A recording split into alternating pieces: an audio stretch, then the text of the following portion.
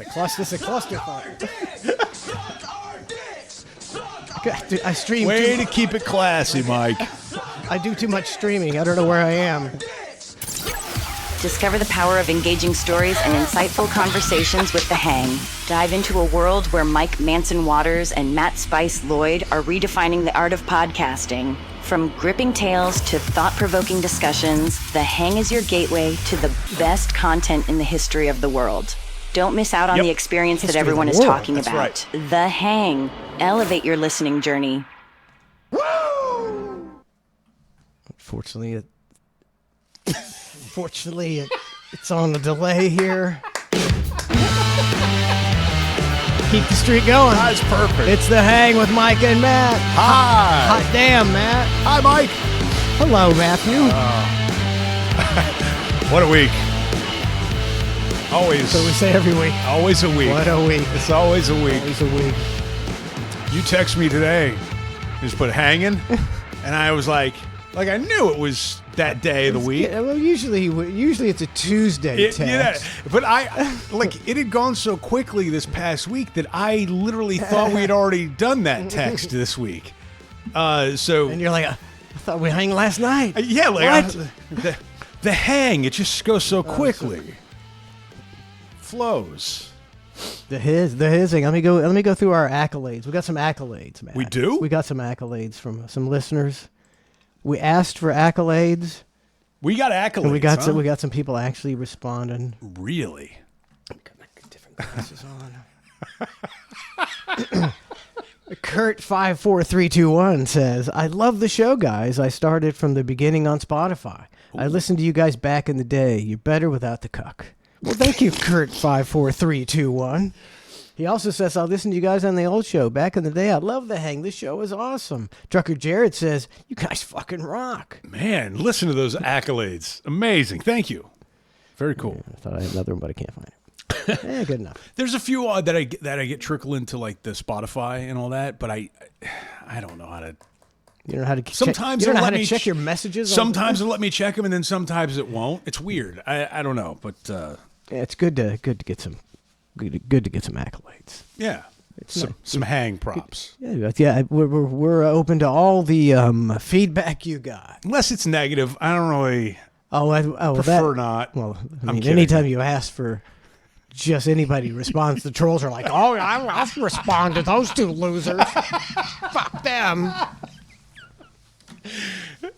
You can do that too. I don't really care. I don't really. I mean, every once in a while, I still get the trolls. Just a brief comment about how shitty I am. Oh, and I don't respond. That's got to make you feel awful. I don't respond anymore because it's so. And it's like, but I do. I go to their account and I'm like, okay, so let's see who this guy is. Oh, you bite no, it. Because every time, they don't tweet. They create account just to troll. Oh, okay. See, and it's like, yeah. You really nestled me up with the guy who's creating fake accounts. So he's probably the fat man himself. Yeah, and I got to tell you, there's been some recent things that have been interesting, and man, I don't really have the time or the energy for any confrontation. I just don't. I don't even know how to explain it. I don't know. I woke up last week in the middle of the night, like about 2 a.m., and I go. It was like this thing where I was like, oh shit, I'm 46 years old. For real, I was like, whoa, time's flying. I'm 46 years old. I'm like, I got to do something cool with my day tomorrow. Like, it's almost like I had to like set my mind to go, don't waste your this day. life. Don't waste these days. And I was like, so the next day I got up and I was like super active and, rode my bike like 12 miles, went for all my steps, did a whole bunch of stuff. And I was like, I'm going to get this gusto for life back. Right. And then the next day it faded a little bit. You got one day. And then I got back, I fell back into that old thing and I'm going, I got to remember that feeling of when I woke up at 2 a.m. going, dude, your life is crazy short. And then of course you see these radio guys that drop dead, all the time because we're all psychos. There's something. Imagine a lot of it is a partying, sedentary lifestyle too. Yeah, and there was a guy, a really famous I think country radio guy that, I don't know. They said he died from a heart attack, but Dave McKay? no. This is recent. His name was Cadillac Jack. The Cadillac Jack. The Cadillac Jack. I had heard of him before. What, did he die partying? I don't know, because like one person posts like, if you need help with depression, be sure to reach out. They do that thing like they'll announce somebody's passing, and then they're like, if you need, like they're basically saying like, hey, this is what he passed from, but we're not going to be rude enough to say it. And then the trades were like, oh, he passed of a heart attack. I don't know what to believe. I don't care. It sucks either way, but who knows? It was the cocaine. Cocaine. I'm not going to speculate that was Dave McKay as well. But word on the street, I don't know. he'd like to party. I'd see him out partying. I would see him out partying. He was fun. Some guys like to party. He was a good guy. Great guy. Dave McKay was a great guy. People love Dave McKay. He's one of those guys like you couldn't hate because you didn't have a real reason. Like he didn't. You know what I mean? Like there was some guys you go, I know why I hate this person. Exactly. Him, you're just like, nice guy. He's just a good guy. I only met him 2 or 3 times, but every time I met him, I was like, that's a really cool guy. And I can remember, I don't know why. I think it was after I was fired, maybe. I was talking to Dave McKay, and he was, he's kind of roundabout, just feeling me out. But we never really got together. But I was like, this guy's really cool. When were you fired? Not fired. When we got fired. The whole show got fired. Remember? After 98 Rock? Yeah, 98 Rock. Okay, that whole deal. Gotcha. So he was feeling you out? Yeah, he was feeling me out, but I looking back, I should have gone with Dave McKay. I should have gone with Dave McKay. Well, what are you going to do? Yeah, those two years we were fired. I wasn't. Yes. I always see. I can't. This timeline is so. It's very You ever murky. see those timelines where they intertwine and would go up and down, and it's like here's Matt's with the show. No, he's not with the show. Now you guys are together. Now they're fine. I know. Now you guys hate each other. Now you guys are doing the thing together. I know what you mean. Like it's funny. I'll look at band Wikipedias sometimes. It's like some band member will pass, and you're like, oh, bass player for such and such, and you go to the Wikipedia, and they're like, he was the bass player from 93 to 94, and then from 94 to 95, this person, and then he rejoined the band from 90. Like, there's a crazy equation going, so you guys, this band had like 12 bass players in the last 8 years, and, you see that a lot. Yeah, you do. I look at that too, and then you'll see this guy, and then they had a big falling out, and you're like, oh, and they got rid of him, and then 6 years later, like, and he rejoined the band. For their magical world tour that they all hate each other on. Yeah, you get that money. The money. That money. Well, it's funny. I was literally right before the show started. I was just scrolling through some things here. Oh, now it's gone. See, but it had some like music website with a headline up of original AC/DC singer Dave something or another calls metal BS or something like that. And I'm thinking to myself, original AC/DC lead singer, I thought that was Bon Scott. Bon Scott. Well, maybe before they made it. That's what I mean. Like, it makes me, now I got to go do an AC/DC Wikipedia and see who this guy is. I think he was jobber guy that they booted because Bon Scott was a million times better. I don't know, because nobody ever heard of it. Nobody ever heard of anybody. You've never heard an AC/DC song that wasn't Bon Scott or what the hell's the other guy's name? Matey, what's his name? Yeah, that guy. How can we forget that guy's name? It's like the most legendary rock and roll singer of all time. The guy. James. No. It's got to be. Oh my God! How can we not remember? What's his name? Didn't Bon Scott? He choked Brian on Johnson. Brian Johnson Says B Bumpy. Thank you, B Bumpy. Yeah, it's such a plain name. That's why Brian Johnson. He's not from overseas. Brian Johnson. Brian Johnson. I know he lives in Sarasota. Yeah, he's chills out in Sarasota. Seems like driving his Ferraris around, just hanging out in dive bars, I guess. Can you imagine how much money they made? A lot. They're doing their world tour again, though. I don't know. Last run. Okay, how old is Brian Johnson? You think he's 70? Okay, the plus real 70 question, plus. Hold on. The real question is now how old he is, but who's the little guy that plays the Angus Young? Angus Young. Okay, so Brian Johnson, I'm going to go 68, Angus Young, I'm going 74. I feel like we've played the Angus Young game before, but it's been... Boy, he still gets out. He still, you know. He was getting still after moves. it. He still moves. I saw some footage. Not this guy. I didn't ask for. I didn't ask for Brian with a Y. That guy just keeps getting younger. Who That the fuck Brian is Johnson. This guy? Do you know who this guy is? No, it's a different Brian Johnson taking This, precedent. this is what comes up for. Well, Brian. now let's find out who this guy is. Who's Brian He's with 47 a Y? years old, and he was he was born August 22nd, 19. Well, who the fuck is he? Why you get random Brian? You got to click that Wikipedia And he out to the right. where? Right under his name to the right. No, down. Here? No, over more. Move your mouse to the right. Right. Down. Down. And it'll say Wikipedia. I don't see any. You're crazy. I'm not crazy. Okay, so give me a hot or cold with the cursor, left, right, Okay. up, down. Right. Okay, to my right. I don't know. I'm looking right. Yep. Keep going. Keep going. Now straight down. Oh, right there. Okay. You're warm. You're hot. I was focused in. I was zeroed in. Not this guy. Who is he? Brian Johnson is an American entrepreneur, capitalist, writer, and author. He's the founder of and CEO of Kernel, Kernel, whatever the fuck that is. He spelled Colonel wrong. That's what I know. You moron. Brian Johnson, you idiot. Spells his name with a Y. Any Brian that spells his name with a Y is suspect. I don't know why he eclipses Brian Johnson. That blows my mind. I don't know why either, but Brian Johnson is 77. 77. So that means Angus Young has got to be older than him, right? He can't be 80. Angus Young's got to be 82 at this point. It's on. Which then goes to, then you get down the rabbit hole of, again, how old are, the Rolling Stones and all that. Okay, well, this is going to blow your mind. Angus Young is only 70 years old. And how old was Brian Johnson? 77. That's actually quite the age difference. That is a big age difference. 77. Wow. How old was he when he? Yeah. What is he? He was 4 years old. He was 4 years old when he started. Oh, that's a different Angus Young. No, just kidding. Maybe a jobber. They like Angus you Young. wanted a ribeye, an Angus Young ribeye. 77 and still going out on tour.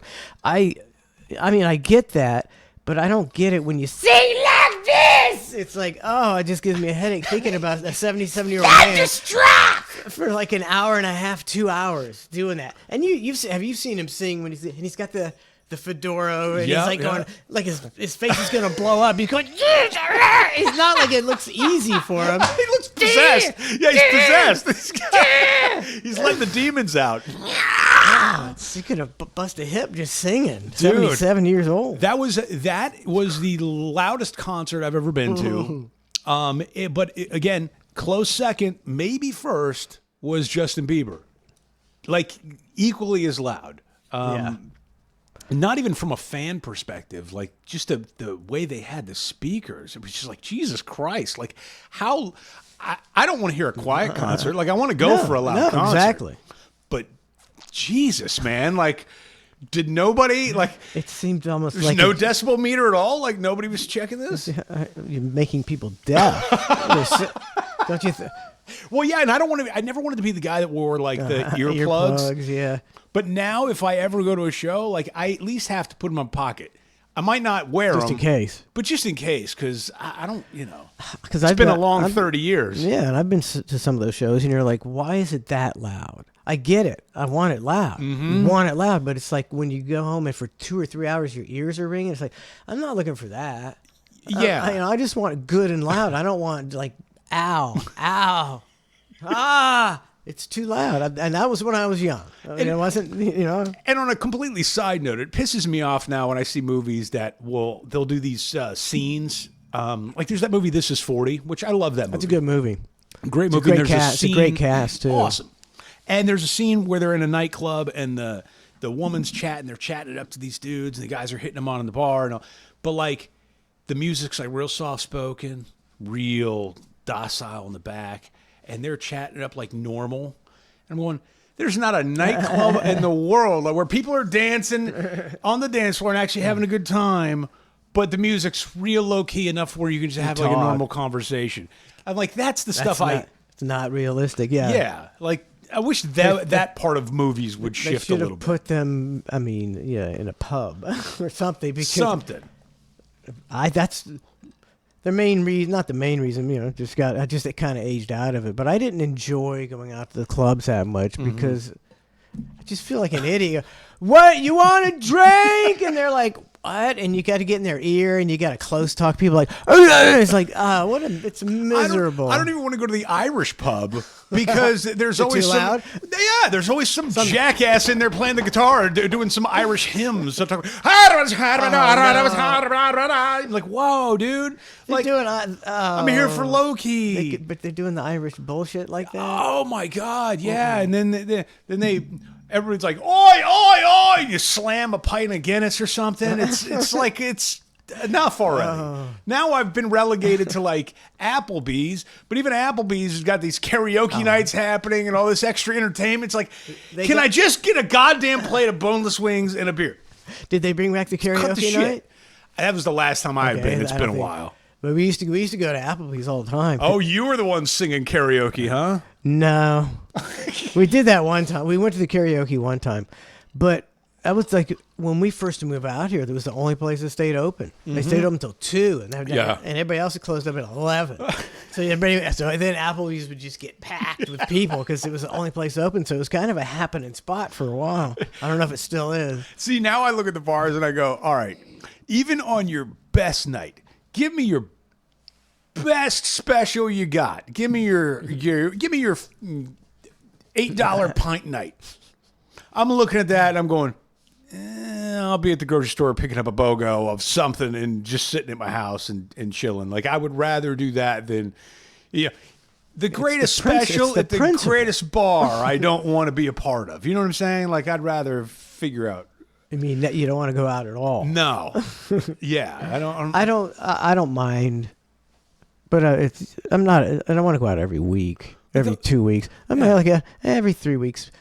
Like the last time I was 4 weeks, we'll go somewhere. I think the last time I was at a bar. Now I did go to Cigar Bar, so if that counts or not, a couple months ago. But prior to that, man, it's hard telling. The last time it might have been for the Meat Hang. The meat. So that was 6 months ago.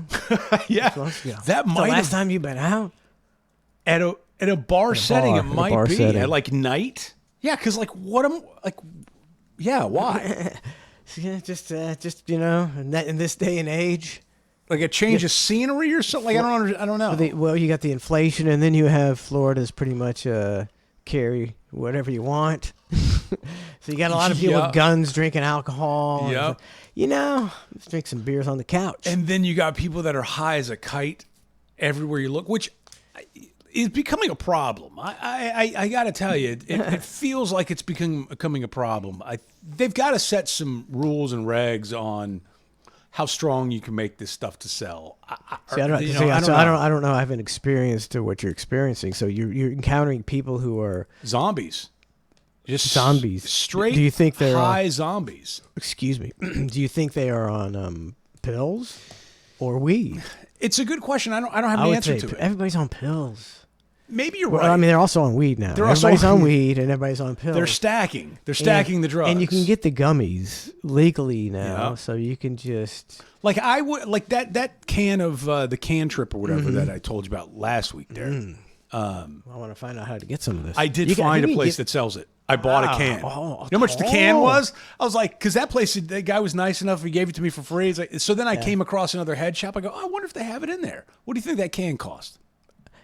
50 milligrams. Yeah. See, I don't have any idea. I'll say $20. About $17. Yeah. And I was like, well, this is going to stay in the fridge until I'm really having a rough day, But no, they're all zombies now, man. I don't know. Sounds like a good time though. The can trip. It's great. 50 milligrams of THC. It was blow fun. your mind. It was fun. I know some of the people in the listening audience were like, 50 grams? That's where I start, is 50 grams. I need at least that. And look, dude, I don't know what to tell you. It hits everybody different.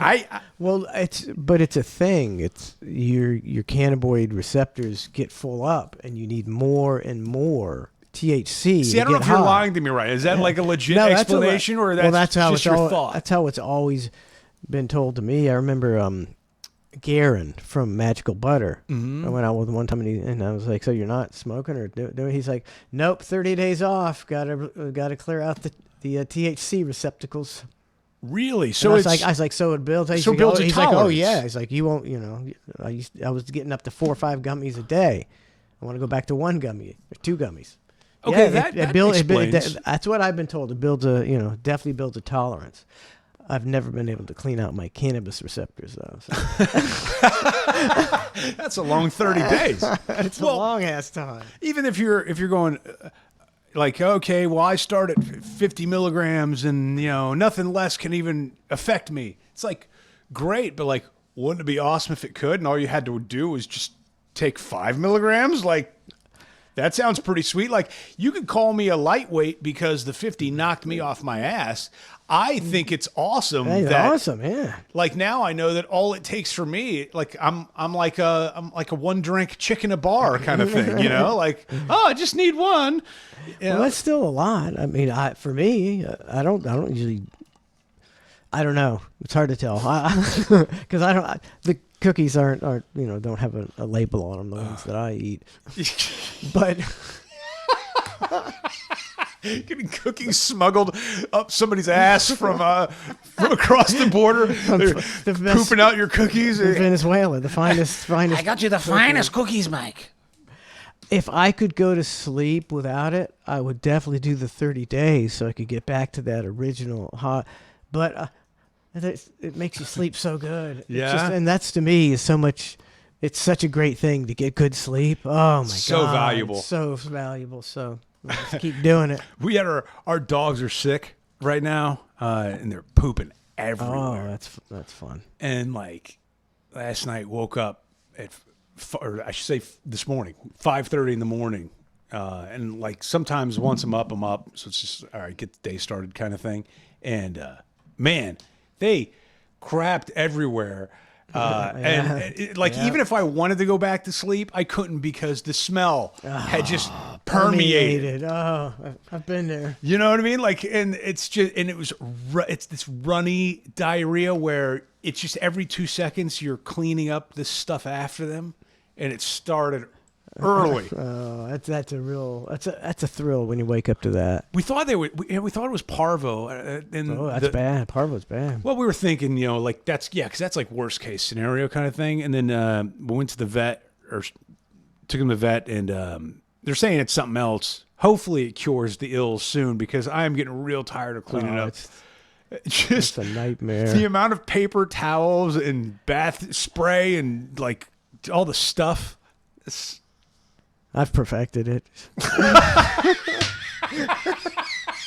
Oh, yeah, you got way more dogs, dude. I've been doing this for a long time. And your dogs all have logs. I have the benefit of having small dogs where it's like it can only be so much. You're cleaning up piles, I would imagine. Usually, I mean, a lot of times when it's an accident in the house, it's going to be diarrhea-ish.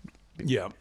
But you got to get, all the crap you get in your mail, the stiff little flyers and stuff. You got to save those, and you scoop it. You get the paper towel, and you scoop it up on that. It saves you so much smearing. You don't do the smear. You got to scoop all that stuff up, and then now it's hard to get it in the bag by yourself. You're trying to hold the bag open and throw it away, and not get shit everywhere. Oh, dude, it's a nightmare. And then Dogs. It's just you just. You just feel like you're going to vomit. Is it smear or schmear? I've heard both. No, it's smear. It's smear? Okay. I believe there's schmear on a bagel. Yeah. Whatever that means. I don't know either. We started this with AC/DC or something. Why did we start this with AC/DC? Because there was some guy who said some article said he was the guy that was the original lead singer of AC/DC, and I don't know if he ever existed. and we never even... And that's okay. We never Googled that guy, so we could don't move have on to. that. Yeah, we'll just move on. I wanted to get back to the Irish bar real quick. Sure. So they play the Irish music there. Yeah. It's like what I don't get live, not over, not like a Spotify playlist. It's somebody live, chugging drinks and being very loud. I mean, yeah.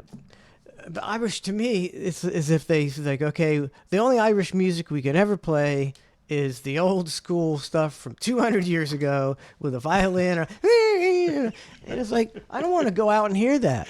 That's what they're doing. On St. Patty's Day, they're going to have a big parking lot party, and there's going to be 1,000 people, and there's going to be some assholes up there playing some fucking Irish ditties that nobody wants to fucking hear. I have this argument with Donna every year. She's like, it's tradition. I was like, it sucks. I want a good, hey, let's go. It's a big Irish party. We're going to drink green beer and hear some good music. How about that novelty? Where's Bennigan's? Bring me to Bennigan's. That's right. I'll take Bennigan's. I want a nice Monte Cristo. Some Irish bullshit music. There was a bar like locally here. There's a town called Dunedin, and there's a bar down there, a famous Dunedin. Irish bar. Dunedin. Dunedin. Is that how you're supposed to say it? I don't know. Dunedin. Dunedin. Yeah. You kind of say it like the weekend.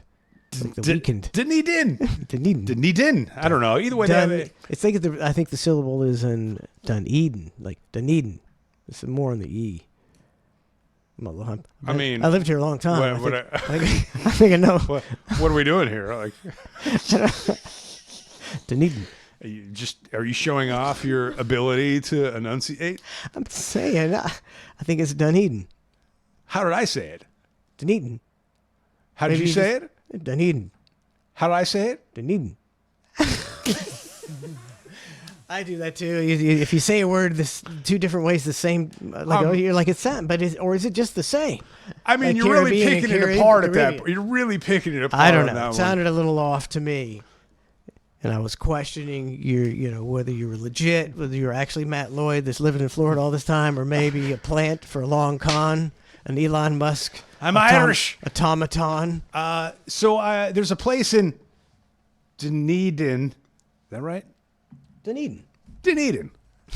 Am I saying it? I feel like it's the same. Yeah, I think it is. Either way, it's called. Well, now I don't know what it's called. I'd like to say it's called Flanagan's, but I'm not real sure what you're going to say. Flanagan. It's a real tomato situation we've got going on. What's going on at this Flanagan's? Some asshole Irish guys always up there, but but they're great. But this was years back but I would be of the mindset like, who's going to know this?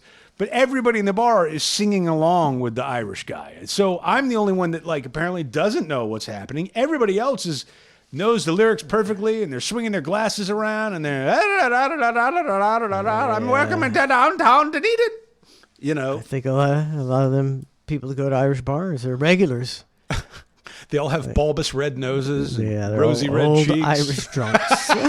You can see all their little veins popping out on their face. I think that's why people open Irish bars. They're like, we've done the research. There's 10,000 Irish people within 100 miles of here, and they're all going to come here.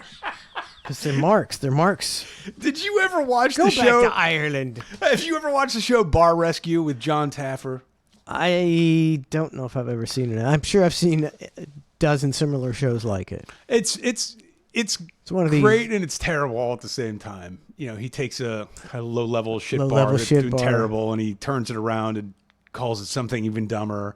But he always rolls out this, when he walks into the bar, he always yells. He dresses down whoever the owner is or whoever's the offending party. Yeah. You don't know what you're doing, and you're and then he goes, the bar is closed. And then, then the bar's closed. And then he goes, I'll be back tomorrow at 8 a.m. You better have your ass ready. You're like, oh, shit. John Taffer's all up in that ass. Okay. So then he rolls in with this team of experts or whatever. And then they, close everything down, dress down all the employees, figure out who's good, who's bad, completely renovate the place. And then he rolls out this, Home Alone battle plan style. It's a big roll thing. He's like, yeah. Here's what we have. Do you know we've got 10,000 Irish people within 3 square miles of this? And there's not another Irish bar for 10 miles from here. He'll always do this sort of thing to have it all. Yep. Yeah, I'll have it all make sense. And then he'll do this grand reopening of it. And it'll be like, before, you were just selling wings. Now, welcome to Wings and Things.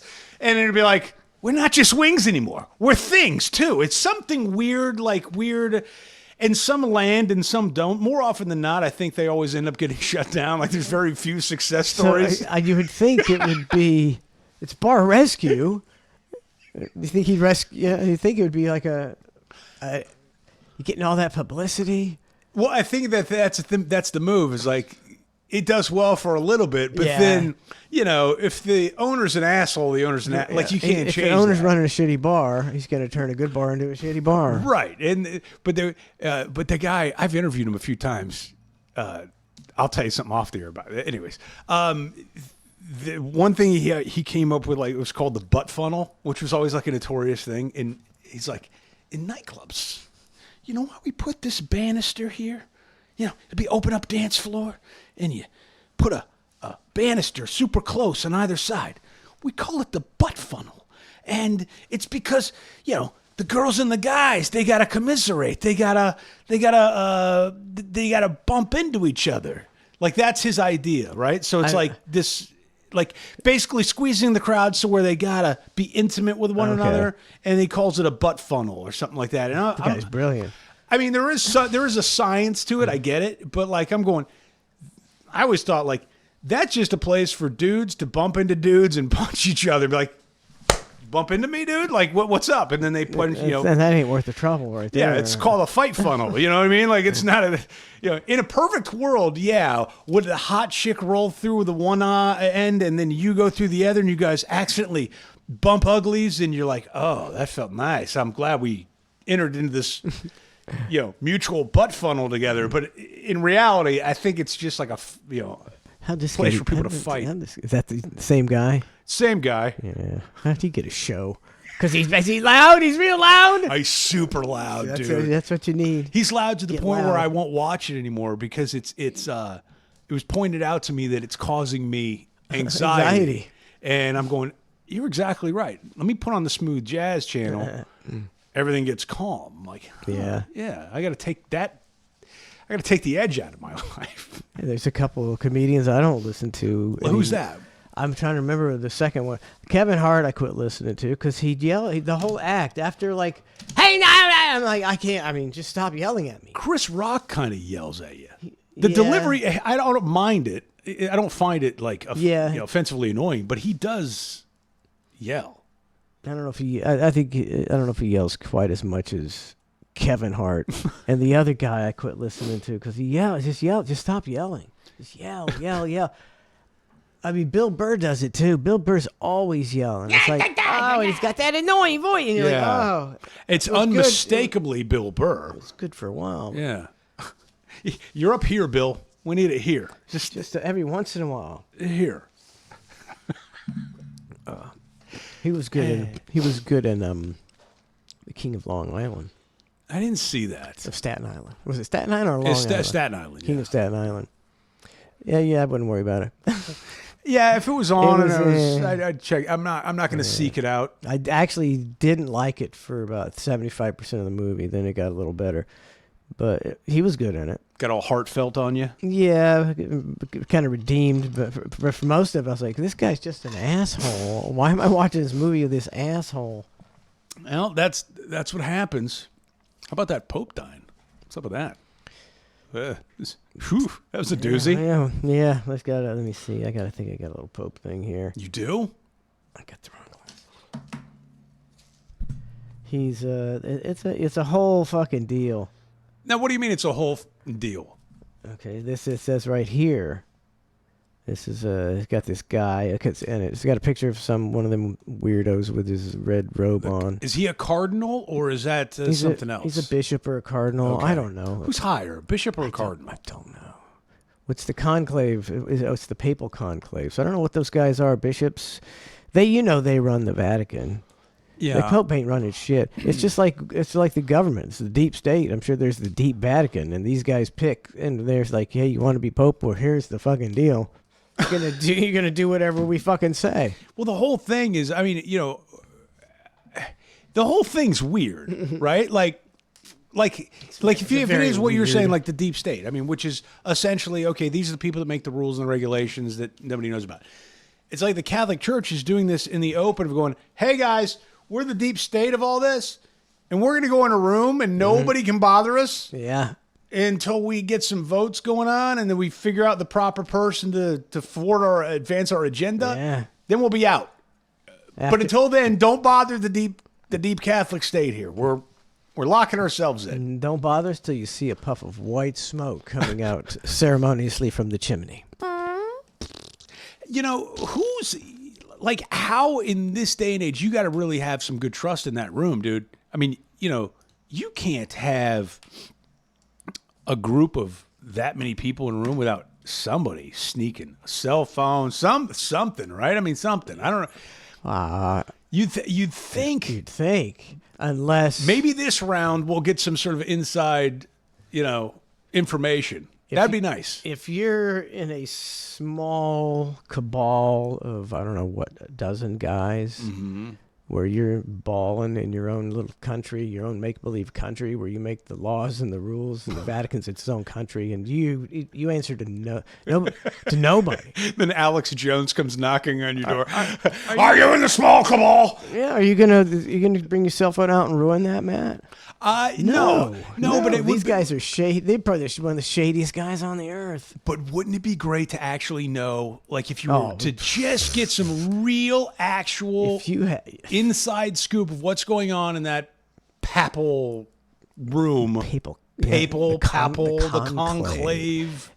It would be probably better than you could write it.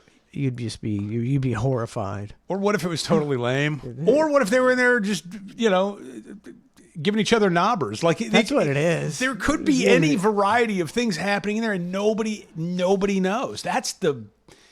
I guess that's the most fascinating part about it. Now, Nostradamus came up with the prediction, obviously, a very, very, very, very long time ago, that this time around there will be a dark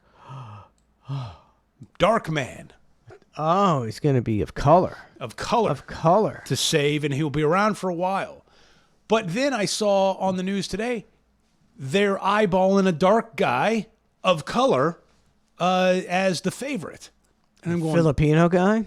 I don't know. I didn't read that deep into it, but I was going, oh man, that'd be a trip if Nostradamus was right on that one. That'd be interesting. That's not fun. that dark though. He's Filipino. Is that dark enough? I mean, it's darker than the previous one for sure. What's Pope? What would you call that? Pope front runners? I wonder if they got a poly market where we can bet on who's going to win the guarantee Pope. it. I guarantee it that you can bet on that. That would be great. I'd put my money on the dark gentleman from the Philippines or whoever he is. Let's see. Who are the front runners? Newsweek says this is. Oh, it actually is. Who are the front runners? Yeah. Oh, that's funny. Oh, come on. Okay. Oh, come on. Okay, the leading candidate is Luis Antonio Tagle from the Philippines. Ooh. That guy? Is that what you're talking about? No, that's not the one. And then number two. No, definitely not the guy that looks like Bill Gates right there. This is Bill Gates, if he was a Catholic child toucher. Who's more evil, that guy or Bill Gates? It's a toss-up. That's the question. One does worse evil. Oh wow, he really does look like Bill Gates. Yeah. He Strange. is Pietro Parolin from Italy. And then that's the guy. That's got to be the guy. Peter Turkson from Ghana. Yep. He's at 5-1 odds. He's 76. Why do they pick these old fucks? There's requirements of age. Like Why? I know it seems like a weird thing, but they fall into this age category where they won't have somebody less than this age, but they don't want somebody too old. But inevitably, you end up getting somebody old who's going to expire within a reasonable amount of time, and then you I don't know. I guess that's guy's 76. This guy's 70. Who's this Filipino guy? So Xi Jinping or Bill Gates or Nelson Mandela. Cardinal Luis Antonio Tagle is 67. He's a youngster. You think he's got some fresh ideas, some fresh thinking for the old Catholic Church? Yeah, they love fresh ideas. Absolutely love them. Well, this guy wasn't so bad, right? I mean, this previous one, like if you take it in the full context, apparently he seemed to be well liked and seemed to be moving a little bit more progressive. But I don't really know. I mean, he was definitely more progressive. I mean, he's like anybody else. It's like, I have no idea what he's like. Of course, when you're the Pope, you're going to constantly put on a show of being the nicest guy in the world. The Pope can't be an asshole. So, but who in his private life, I have no idea. Wasn't it strange that J.D. Vance was like one of the last guys to like meet and greet with him that day? And like, what a perfect conspiracy that could be. I don't think it is. J.D. Vance poisoned him. I think it's a 1 in 365 shot, but but how weird would that be? If what, J.D. Vance killed the Pope? Or if there was just some like great grand conspiracy that actually held a little weight, that'd be fun. It'd be funner than everything else that's going on. Yeah. Yeah. Died on Easter. Just met with J.D. Vance. Like that's. The guy was on death's door for the last 2 months, for sure. Yeah, I usually and them old people, Matt.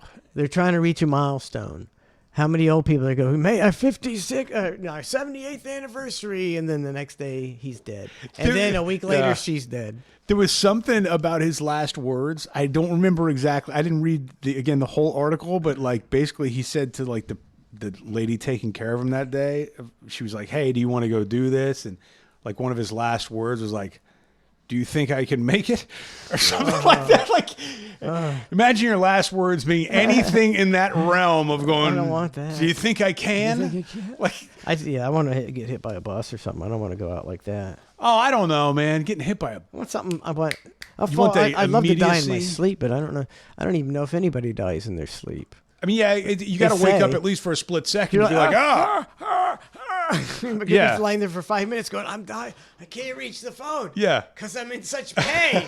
He died in his sleep peacefully. Yeah, he did die in his sleep. There's 8 hours a night where you lay down. Now, in those 8 hours, that third block of his day, he happened to wake up for a brief moment, but he was in bed, and then he expired. But yeah, doubtful that anybody just dies in their sleep. I'd like to die in my sleep. You just happen to expire while laying down and freaking out momentarily. Nobody, maybe Bob Saget died in his sleep. Didn't he hit his head? What did he hit his head in the shower? He cracked his skull on the bathroom tile. And then he went to bed. Probably had a brain bleed and died. Maybe that might be the way to go. No. I think when you crack your head that hard, that's got to hurt. That's got to hurt. He died in immense pain, throbbing pain. And who do you call? Like, if you're in a hotel, like, you don't want to call, like, you can't call room service, and you feel rude calling, like, hey, is there a hotel doctor? I bumped my head. I don't think there's a hotel doctor. Yeah, that's what I mean. You like, gotta call 911. And then that becomes a whole thing, and then they're going to make a scene. Yeah. Or you're going to die. Tough call. And he died. Bob Saget. In the Orlando area at the Hard Rock, right? I think it was. One of those hotels up there. Those hotel rooms that people expire in, some of those go for big money. So, like, some people want to book the hotel room, like, specifically going, hey, I want the one that Anna Nicole Smith, passed away in. And they're like, why? And it's like, don't worry about it. But the dude's just doing whatever it is that, you know what I mean? Gets him off. Yeah. I mean, there's certain hotels. Even sometimes if I stay in a hotel, I'm like going, I wonder if anybody's died in here. Like, you never know.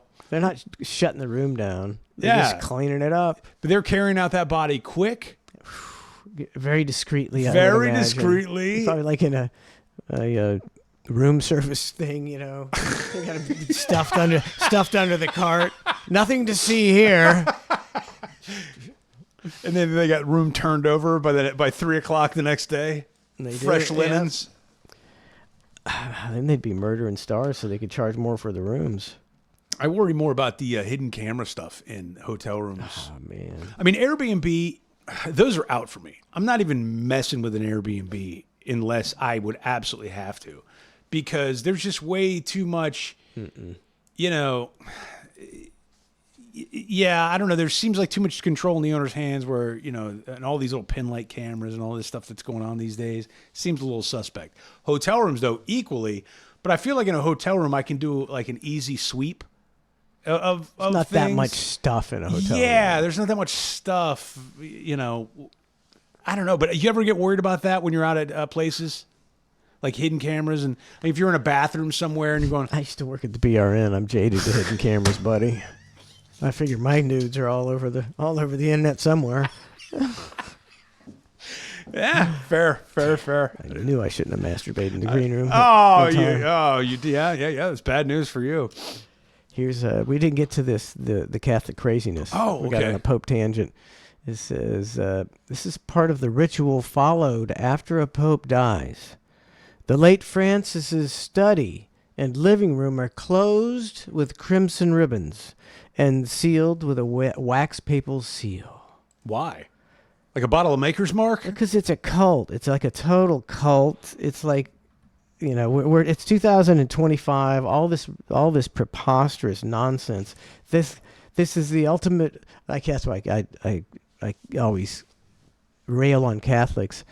Like one of the main tenets in the Bible is don't worship false gods. Right. There shall be no other God before me. And boy, they worship that Pope, and they worship the Mother Mary, and they pray to the saints. And it's like that shit all guarantees you a ride to hell is what it guarantees you. First class ticket to hell? First class ticket to hell.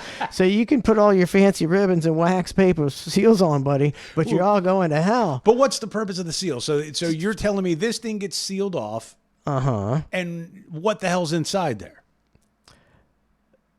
This is what was it? The Pope's like, this is where he kept his sex swing and his leather, Liberator his in there. chains, his butt plugs. It says The papal butt plug. it's the paper. The late Francis's study and living room. Yeah, that's they get the cleaners come in. So wait, what do you mean They the gotta gotta clean this shit up, man. So they just take his furniture and they put it in this little storage unit? Is that all this is? They're- Or is this they're- the they're sealing apartment it. complex It's they just live in? it's just a stupid tradition. It's You know, just a this guy- stupid ribbon that I'd go cut off and be like, what's in this thing? Oh, what do you think this guy's body count is? Oof. Talking about little boys? Possibly. Uh, Yeah. Well, look at him. yeah, he's Very like, dramatic. Very dramatic. yeah, you know here. what that old guy's expression? He's watching this guy tie the ribbons. He's like, that could be me doing BDSM right now. That could be me tied up in these red ribbons. Tighter. He's thinking of all the action that went behind these doors. All that action. Oh, man. Look at that. Look at all these weirdos. Now, are they... Weirdos. Are That they fancy purple and puce garments? Now, I'm keep in mind, I'm Catholic, Mike, in case you didn't know. Yeah, you might want to rethink that. Yeah, I buddy. just want to put that back out there. Like I know I might be talking a little trash my religion, and I might not know that much about it, but historically speaking, I'm supposed to be Catholic. Yeah. With the Catholic priest, bishop, cardinal, all these different rules, are any of them allowed to spill their seed or have kids or date or marry? What's the cutoff? Because I thought some Catholic priests are married and then others aren't. Is it?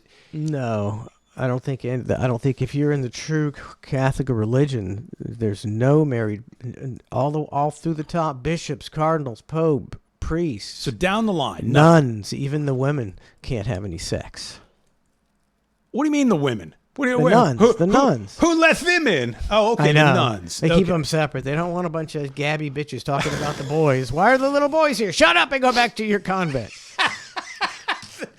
I would think that you'd want the nun marrying the priest. I think that would be like the natural fit, right? Like you're into the same thing I'm into. We both love Jesus. Like, let's get married. Like this makes the most sense. Instead, what they do is they build this sort of sexual tension between this gentleman and this lady, and they're never allowed to cross paths or anything like that. Instead, they just have to live this life of not spilling their seed, and she's never getting satisfied. He's horny, but he's never allowed to do anything about it, and they just have to coexist. Is this what you're telling That's me? in theory. In reality, the guys aren't interested in the nuns. They. It's like if you are if you're interested in if you're a minor attracted person to use the terminology of the day, or a pedophile. A minor attractive person, you go, I don't know, I'm going to be a teacher, I'm going to be a coach, I'm going to be a Boy Scout leader, I'm going to be a Catholic priest, I'm going to be maybe a Hollywood producer. Top 5 right there. Yeah. Because that's where that's where you have the power. You get these guys could molest 1,000 kids and never get caught. I guess you're right. See, I was thinking, I equate it to like a football team where you've got the professional, you got the players, and then you got the cheerleaders. I would, you're not supposed to interact with the cheerleaders. You're not supposed to have any sort of, sexual talk but eventually some cheerleaders and some players end up getting married. You know what I mean? Like, that's just the way it goes. The way it goes. I would think this would be a similar situation where there's, if they're some of these pedos are at least hooking up with the nuns, even if they're not. Well, I mean, in the Vatican, you're not going to find a lot of straight guys, I think. But like in your local.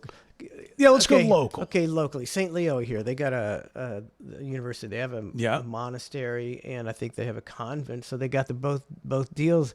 I guarantee you got a hot monk and a hot nun, and they're flirting, and that happens. Of course, I mean, the tension has got to be palpable. I don't even understand what kind of person is like, yeah, I need to do this, and I need to not have sex to show. It's like, what's wrong with you? Yeah, like, what are you trying to prove? Have a little sex. Just, you can still be a good person and have sex, buddy. It's fine. Like, it's fine. It's normal. Thou shalt not kill, but you probably stepped on an ant. Does that mean you get a first class ticket to hell too? Like, where does they draw the line on all this? Jesus is all forgiving. Yeah, it's in the Catholic religion. It's all about control. How many of these? All about control. How many of these cardinals do you think, honestly, like, it does take the pedophilia allegation, take all that out. Yeah. Let's just go with a man spilling his seed. Mm-hmm. You're telling me none of these guys have ever rubbed one out? I find that very hard to believe. With anybody. Oh, I think you can rub one out. What? Or I don't know. But I don't think that. See, they've all rubbed one out. Can somebody in chat let us know if you're officially able to rub one out or not? They just all get away with it because nobody knows you rubbed one out. Right, but are you allowed to rub one out? I don't think you're supposed to spill your seed. So right. You may be right on that. So, but what percentage do you think are actually going along with that and actually have never spilled their seed? I think there's a few weirdos that do that. That have really just held back their entire life. They're the weirdos who actually super believe that they're going to be on. So the Pope would have been like the head weirdo. He's definitely the head weirdo. You think the Pope ever spilled his seed? Absolutely. I think it's preposterous. The whole concept is preposterous. Just spill the seed. So they are spilling the seed. Big whoop. These guys. Look at this. Like, this is. I'm only 18 seconds into them. Oh man. Into them sealing off the Pope's sex dungeon. Nothing to see behind these walls. Look now. Oh, look. This is getting hot. This is getting hot. It's getting real hot here. Look at this. Oh yeah. Oh, these guys are getting. It's a special knot. Oh, they're getting. Look, he's squirting with hot wax. It's getting hot red wax on. Oh man. Oh, these guys are getting. That's why they got those aprons over. Real bonded situation. Oh, there's the Maker's Mark stamp. The papal seal. Look how tacky that is. Come on. Not even a pretty blow. That's hideous. Not even a pretty blow. This guy's fired. He's fired. No more little boys for you. Bring Donna in there to give it a nice ornamental bow. She would have done so much better nice than that. Nice bouquet style. That is hideous. Well, this looks like a party, don't it? Oh, man. And you know what they're doing right now? They're all looking at each other like, so none of those secrets get out back there, right? That's what's going on here? Like, what's he doing? Making sure it's locked? Because there's a couple bodies in there. Make sure it's locked. What's this asshole say? Oh, he just whispered. I think he said handcuffs, please. Yes, please. Yes. Handcuffs, please. Fuzzy red handcuffs. They all got to check it. Oh, they do? The ceremonious. This guy. Oh, yeah. Make sure. Yeah. The little boys are safe and sound. And waiting for the next pope. And they wonder why, in society, and there are all these weird conspiracies, and everybody thinks Catholic Church is weird and all this, and all they do is just keep it going. They keep it going. They couldn't easily at any point in time go, hey, look, I know it's tradition and everything like that, but we're changing things. We're moving to a new era, and we realize that our church has been stained with some less than stellar things in the past. So just so you and all know, before we lock this thing up and before we do the ceremonial bow and everything, we're going to pop this bitch open, make it public. You guys can see what's going on. I mean, you guys have already stared at his dead body for 3 days straight. And took cell phone footage of that. Yeah. So let's just go ahead and see what's going on in the study. And then we're going to tie it up with a bow just because that's what we do. But there's nothing to hide here. Instead, they go through every measure they can to try to keep it shady. Like Papal conclave in behind closed doors. Puff of black smoke. Oh, they haven't decided yet. They go through, they do all the fuckery that they don't really need to do to where if everything's clean and there's nothing to hide and there's nothing shady and shifty, then just. But there is something to hide. That's the part that'll always be the mystery. Maybe that's a cool mystery to have. Maybe that's the move. They're very mysterious. Yeah. Very mysterious pedophiles. Yeah. I think if you just, it's like the military. You keep all the tradition, all the bells and whistles, you have to do this, you have to do this, you have to do this to keep everybody in line. Because then they got the biggest secret to tell, and they don't want it getting out. It's already out, but that's a kind. They're constantly putting out fires. They're professional firemen. Fire. This is the ceremonial fire hose. I woke up Sunday. I woke up on Easter Sunday super early because that's just I usually do, and I was like, man, it's so early. I could go to church today, and I'm like, man, I need some church, and I should go to church. So I did. By yourself? By myself. Weirdo. I'm kidding. I didn't go to church. I could have led you. I think I could have had you on that one. I think I could have had you. I believe you. Yeah, I believe that. But I did wake up early enough to go. But then I was like, I'm not going to know anybody there, and I don't want to be in a crowd on a Sunday. Like that seems kind of miserable. Listen to some guy drone on. Yeah, it seemed like a whole to do. But it did make me recall when I was a kid, the Tarpon Springs has all these Greek Orthodox churches. Oh, yeah. Full of them. And there was a painting that was crying back in the day. So, you remember this? Not the one on the side of the building. No, not the one. This was a painting inside of one of the Greek Orthodox churches in Tarpon. Yeah, it happens. I didn't know. I was a kid. And, my mom took us there to go view it and to go, pray by it. And you walk in there and it was packed. Big waiting line, and they had cotton balls, paintings on the wall. They had cotton balls, surrounding the bottom of the frame because of soak up the tears. Soak up the tears.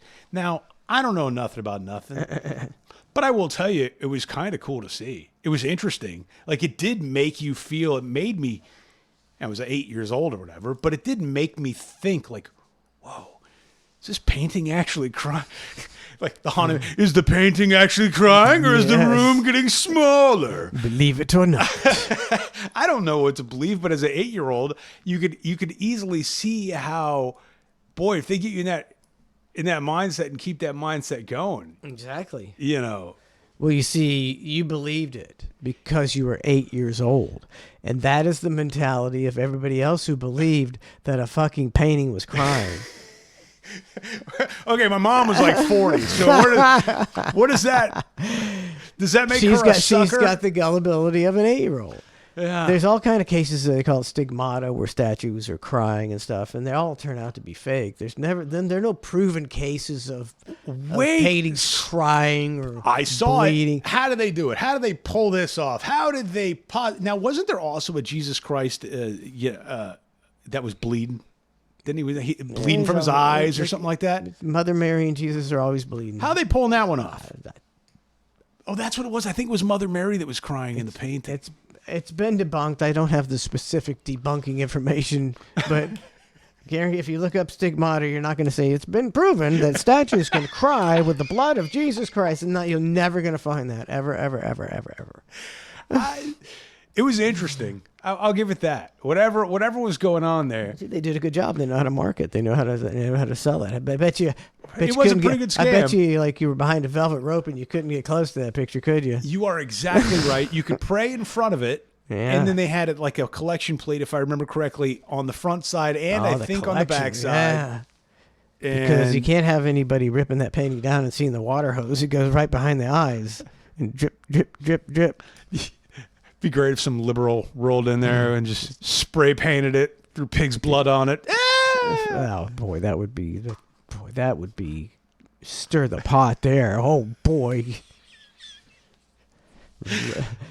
Tax-free. The whole thing's tax-free, too. This whole charade is tax-free. It's the biggest scam going. Speaking of, where are we standing on the property taxes in Florida? Is that thing happening? Like, DeSantis mentioned it was the only, like, good idea that I could personally benefit from in the last 20 years I've heard. And I was like, that sounds cool. Yeah, it sounds great. And then I just never heard anything else about it. Is it one of those things? Yeah, I think he knows he's going down due to this Hope scandal or whatever, where he's siphoning money off his wife's. You know how it works. The wife gets a gig and then you use the money that's meant for her. Oh, it was one of those. That's going on. So maybe he knows he can promise whatever he wants. Yeah, we're gonna get rid of the sales tax and no taxes at all. Man, I got to tell you, if he was to be able to figure out this property tax problem, I don't care what else he does. I'd vote for him. Yep, I don't care. I not one iota of whatever else is going on. He could siphon money to whoever he wants at that point. To save me money on my property taxes, then you can do whatever you want. Beyond that, I wouldn't think ill of him. Have Hogan bang your wife. I don't care. People. I mean, if somebody, that's how you should vote. You should vote your best interests. If somebody benefits you, then you should vote for them. That doesn't matter their ideology. Is it going to be good for you? See, I don't really vote. And then on top of it, I don't really vote for anybody that has my best interest in mind. I typically try to put country first. If I were to vote, I think about what's good for the country, and I should be thinking about it like what's better for me. But there's never been anything that's been better for me. Like, so I don't really... It doesn't really affect you. What's going to happen is going to happen. Right. Like the DeSantis thing is like that's something that could actually, really be a good thing in your life. If you didn't have to pay an exorbitant amount of property taxes. To live in the house that you own? Especially when you're nearing retirement. You're like, wait a second. I don't own my house. That's a bunch of bullshit. It's the ultimate scam. The ultimate scam. But yeah, all of a sudden that just fell off the radar. We're just jabbing away. Jabbing away. Oh man, we're already hanging for 1 hour. Unbelievable. See, this is the mastery of our hang. It's people like now. Everybody in the chat. Ned's Navy, AJ the Lingerer, Bruce Wayne 2025, Kevin JK. They're smacking their heads going, "Can you believe it's been an hour?" These guys are magicians. Unbelievable. Guys. Jesus T. Christ. The Hang with Mike and Matt. Now, if only I had something ready to play right then, it would like seamlessly smooth, and everybody would. It was like a drop the mic moment. But instead, I'm going to futz around here for a while. That's the mastery of the Cluster F Show, which you can find at clusterfshow.com. You can find us at the Overtime there. Of course, you can download us, check us out on Spotify and TuneIn and iHeart, and all the great platforms that you can find your favorite Hang podcast. And of course, you can give us likes and thumbs up and all that stuff on the Cluster F Show on YouTube. And most of all, you can spread the word to a friend, to tell a friend. And now you can play something. Oh, I was reading the chat. Ned's Navy said, "My mind is blown, Mike." See? It's unreal. Ned's Navy says, "Play Ned's Irish song." I could do that. That is a great ditty. That's a great ditty. All right. Sorry that you did a great fill there. For I me. was trying. You did a great fill. I tried. I thought you were picking up that cue, and instead, you just nothing. Ned's Navy was playing along. I had to go with it. Let's see. I forgot what I was looking for. If you're Irish, okay. Is that under Irish? I'll never find. If you're Irish, look, I got it. It's only 1:24, so I'll have to find something else. But here we go. Right now, we'll be right back with more of the Hang. Thanks for tuning in. Fucking buffering. Fucking motherfucker.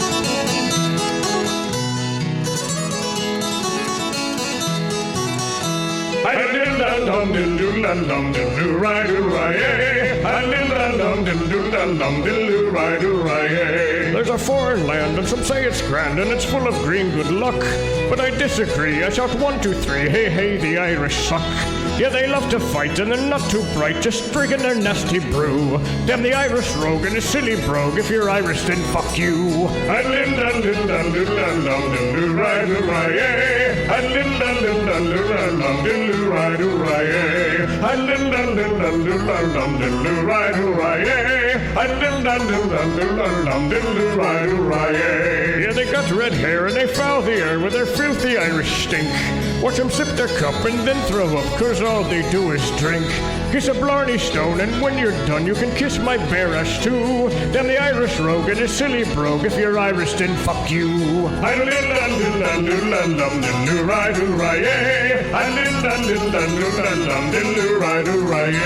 Kiss the Blarney Stone, you lawyer scum, then kiss my bare ass too. You're an Irish prick, so suck my dick. If you're Irish, then fuck you. Went to the grocery store for the first time in a long time. What do you And, need? and then he He's went starving to death? because he went to get some chlorine, so for he the walked pool. over to the grocery store and got some cat food for Gizzy. And then he had to call me and ask me if I could pick up his wallet at the grocery store. I mean, I'm sorry to put you in this light and describe this, but like, I just picture you like walking into the grocery store like it's a place you've never, like a imaginary fantasy land that you've never been in. You're just like, whoa, look at this place with all the food. And the girl was up at the desk that she had talked to him. She was like, "Oh yeah, I thought he called." And I was like, yeah. She's like, he said, I think it might be in the cat aisle. By the fancy By the- feed. And she was like, oh no, I The guy hope. with the pink nails. Yeah. It's in the cat aisle by the fancy feast. See you later. She was like, oh, I told him I hope not, because oh no, if it's in an aisle, someone probably stole it. Was he dressed as a cat man? She's like, but I went and looked, and she said, and right there on the counter, it was sitting. I mean, on the shelf, it was sitting right there. I was surprised it was still there. Well, you sent her know, the cat video after that.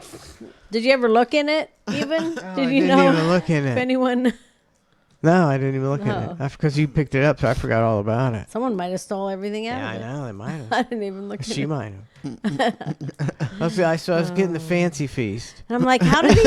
I was thinking on the way home, I was like, how did he pay for anything if he left his wallet in the? I'm like, I don't go to the grocery store and halfway through groceries, take my credit card out, stop and get my credit card out and put it in my pocket. He tried to pay right at the cat food. Is anybody gonna take my money here? The price sign, he's holding his chip card up to. I had cash in my pocket. Cash for cat food in my pocket. It's getting weird and weird. So I'm getting the fancy feast, and I got about 6 cans. And I was figuring out how to hold them because I didn't have a basket or anything. Cause I was just Yeah, getting, you can tell he's never been to the grocery store. You always grab Yes. a basket. I encounter people all because I used to do that too. Go in for just a couple things, and then you end up.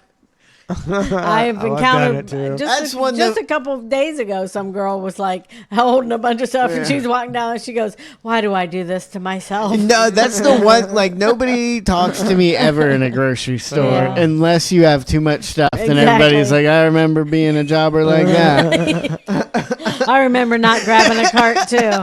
Yeah.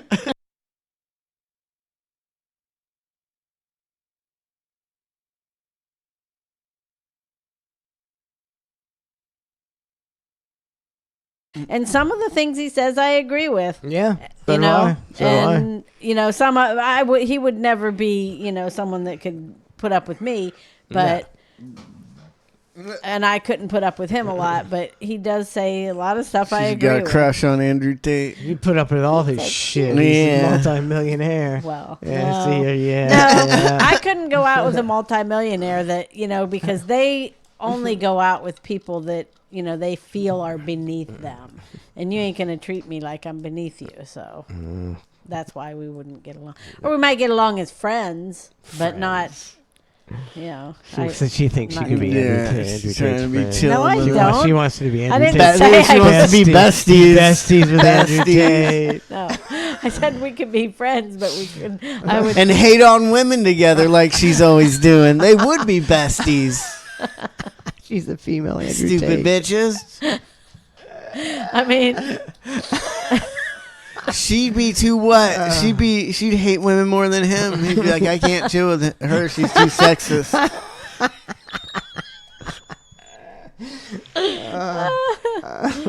I'm sorry. A lot of them are stupid bitches. All right. Here's the Andrew Tate, Trey's Andrew Tate video of the week.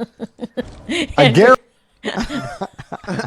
Andrew Tate telling me I can't hang with her. She hates women.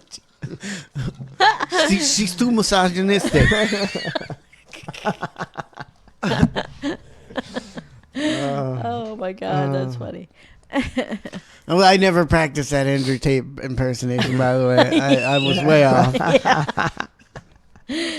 See, but You gotta have a little tiny more of an English accent. Yeah. It's He's not from there, by the way. he's got a from weird. here. It's kind of a mush mouth kind of Yeah, deal. I don't. Yeah. He's Kind of lived he's got over big there. lips. I Maybe guess if you the could. teeth, he's got buck teeth. Or I something. I gotta work on that if I'm doing That's Trace's what Andrew thinks. Tate of the week. I'll work on it. Who I don't like is his brother Tristan, though. I don't like Tristan. No, she knows the whole family. You don't know who Tristan? He was hanging out with Andrew Tate's cousin the other week. Okay, so in this family, she's watching the Tate brothers, Yeah. and I'm watching iCarly with Bella. God, you guys are reverse man and woman situation.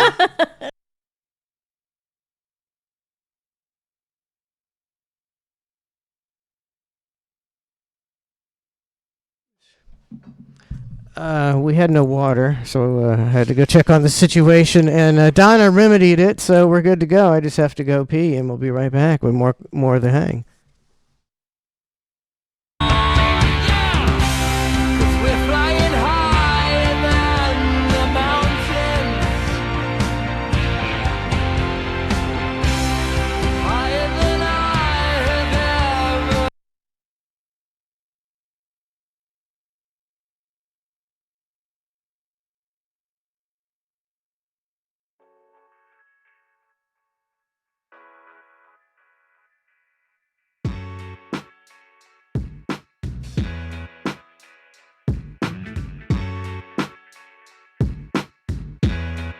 Oh man.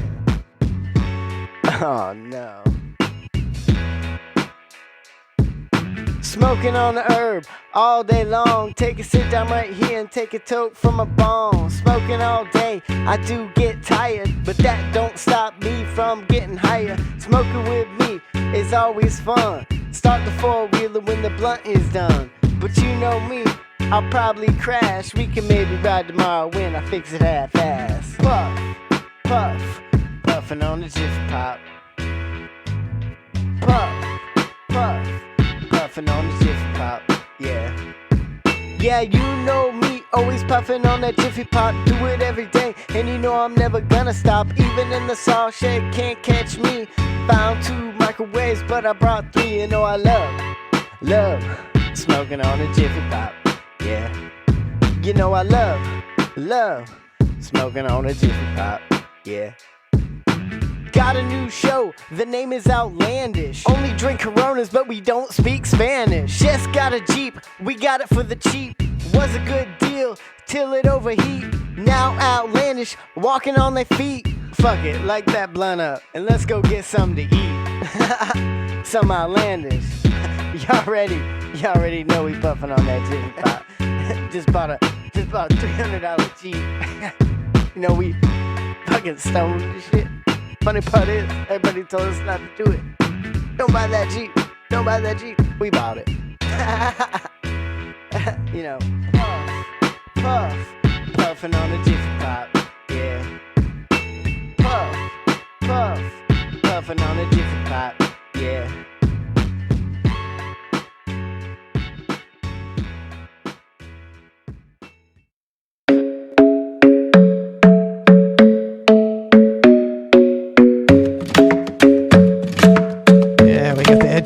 intro. Not what I was going for. I love Ed Sheeran. Very talented Irish man. Scottish or Irish? Boy, he's got a bad look, man. That hair. I mean, he's got gingeritis. It's a whole package. It's just bad news. He looks like a garbage pail kid, but I love it. He looks terrible. Man, I liked it when he first came out. I liked this music, and then it's like he hasn't had like the last few songs were really forgettable. Well, did he kind of retire? That's what I think he kind of was like, yeah, I'm good. If I feel like making a song, I'll make a song, but I'm not really like. Yeah, I made a few million. I'm gonna go have some pints with the boys at the pub. Which is what he does. Which is I would do. Incredible. Like that's pretty cool. You know, like I don't blame anybody for this. And he doesn't talk about his career with his friends or anything like that. He doesn't like, puff out his chest, be like, look what I've done. Like he completely just leaves it all behind. When he's with his friends, he's with his friends. Seems like just a regular guy. That's what it seems like. Just a good old-fashioned red-headed fella. I'm gonna have to. Well, let me get the camera situated. Uh-oh. Here we go. Yeah, I'm gonna have to have a talk with Ned about this stuff. What's going on now? He says, what has he said this week? He says, ladies and gentlemen, I present to you the Queens of Hanging. The Hang with Mike and Matt live on Twitch tonight. BYOPL, bring your own panty liner. Oh, it's uncalled for. It's uncalled for. We're just a couple guys trying to hang. Just hanging. And he just... Not nice. Besmirches us. Ned. Yeah, God, what an asshole. He's in the cuck chair listening to this show. That's what I say. Water was not working. We take a break and Donna goes, we have no water, which is just what you want to hear. And I'm like, oh, well, any idea what happened? She's like, I have no idea. I'm going to go out by the water pump and see what's going on. So I went to the bathroom and I walked out there to check on her. I said, and she's like, I hear the pump go on, and she's like, "Fix it." What was wrong? Because I've dealt with the same thing. There were ants in the same. It's happened to us like 3 times, dude. It happened to us. I need to make it a habit to go regularly spray for ants out there. And yes, I can't remember. It gets in that little coil thing, and it prevents it from. It makes a short or something. Yeah, we called. We ended up having to get a plumber or lecturer, whoever the hell, a septic guy, whatever the hell it was, to come out there late at night, extra trip charge. Oh, yeah. And he unscrewed it and he goes, so what you have here is these ants, and they get in the coils and it shorts it, like you said. And we're like going, what the hell? Like, how's a regular person supposed to know that, right? Who hasn't dealt with this situation in the past? The only way to deal with it is to, I guess, apparently have it happen, then you have to remember that might be why. And then it happened a second time, and I don't think we remembered why the second time, so then it was another trip. And then the last time it happened, we're going, ants. There might be ants in there. I took the blower out, did the whole thing, and it worked. And I was like, thank God. But, that's $500 later in, appointments. But now you know. Now we know. Damn ants. It'll happen again. So the ants got you too. Yeah, this is the 3rd time, but now we finally figured it out. Anything that goes wrong with your house, or your car, just YouTube it, and there's somebody who's going to tell you what it is. Every answer is on YouTube now. The only thing I hate, I did this with the float valve last week for my air conditioning. For some reason, AC shut off, and it's like, oh, we must have done something with the float valve. So then I'm YouTubing it, and the guy's like, float valve not working? Here's the solution. So I click on it. But for the first goddamn 8 minutes of the video, it's just him talking himself up. I've been an electrician. Or I've worked on AC units and don't forget to like and subscribe to my channel, and everything helps with that. Like the whole shebang. And I'm going, I thought this was going to be like a 30-second fix, You got to find a no-nonsense guy. Yes, I need a YouTuber that can just cut through without the fluff and go, here's what it is, do this. Instead, they all want to get this viewing time up and make it super, I don't know, uninteresting.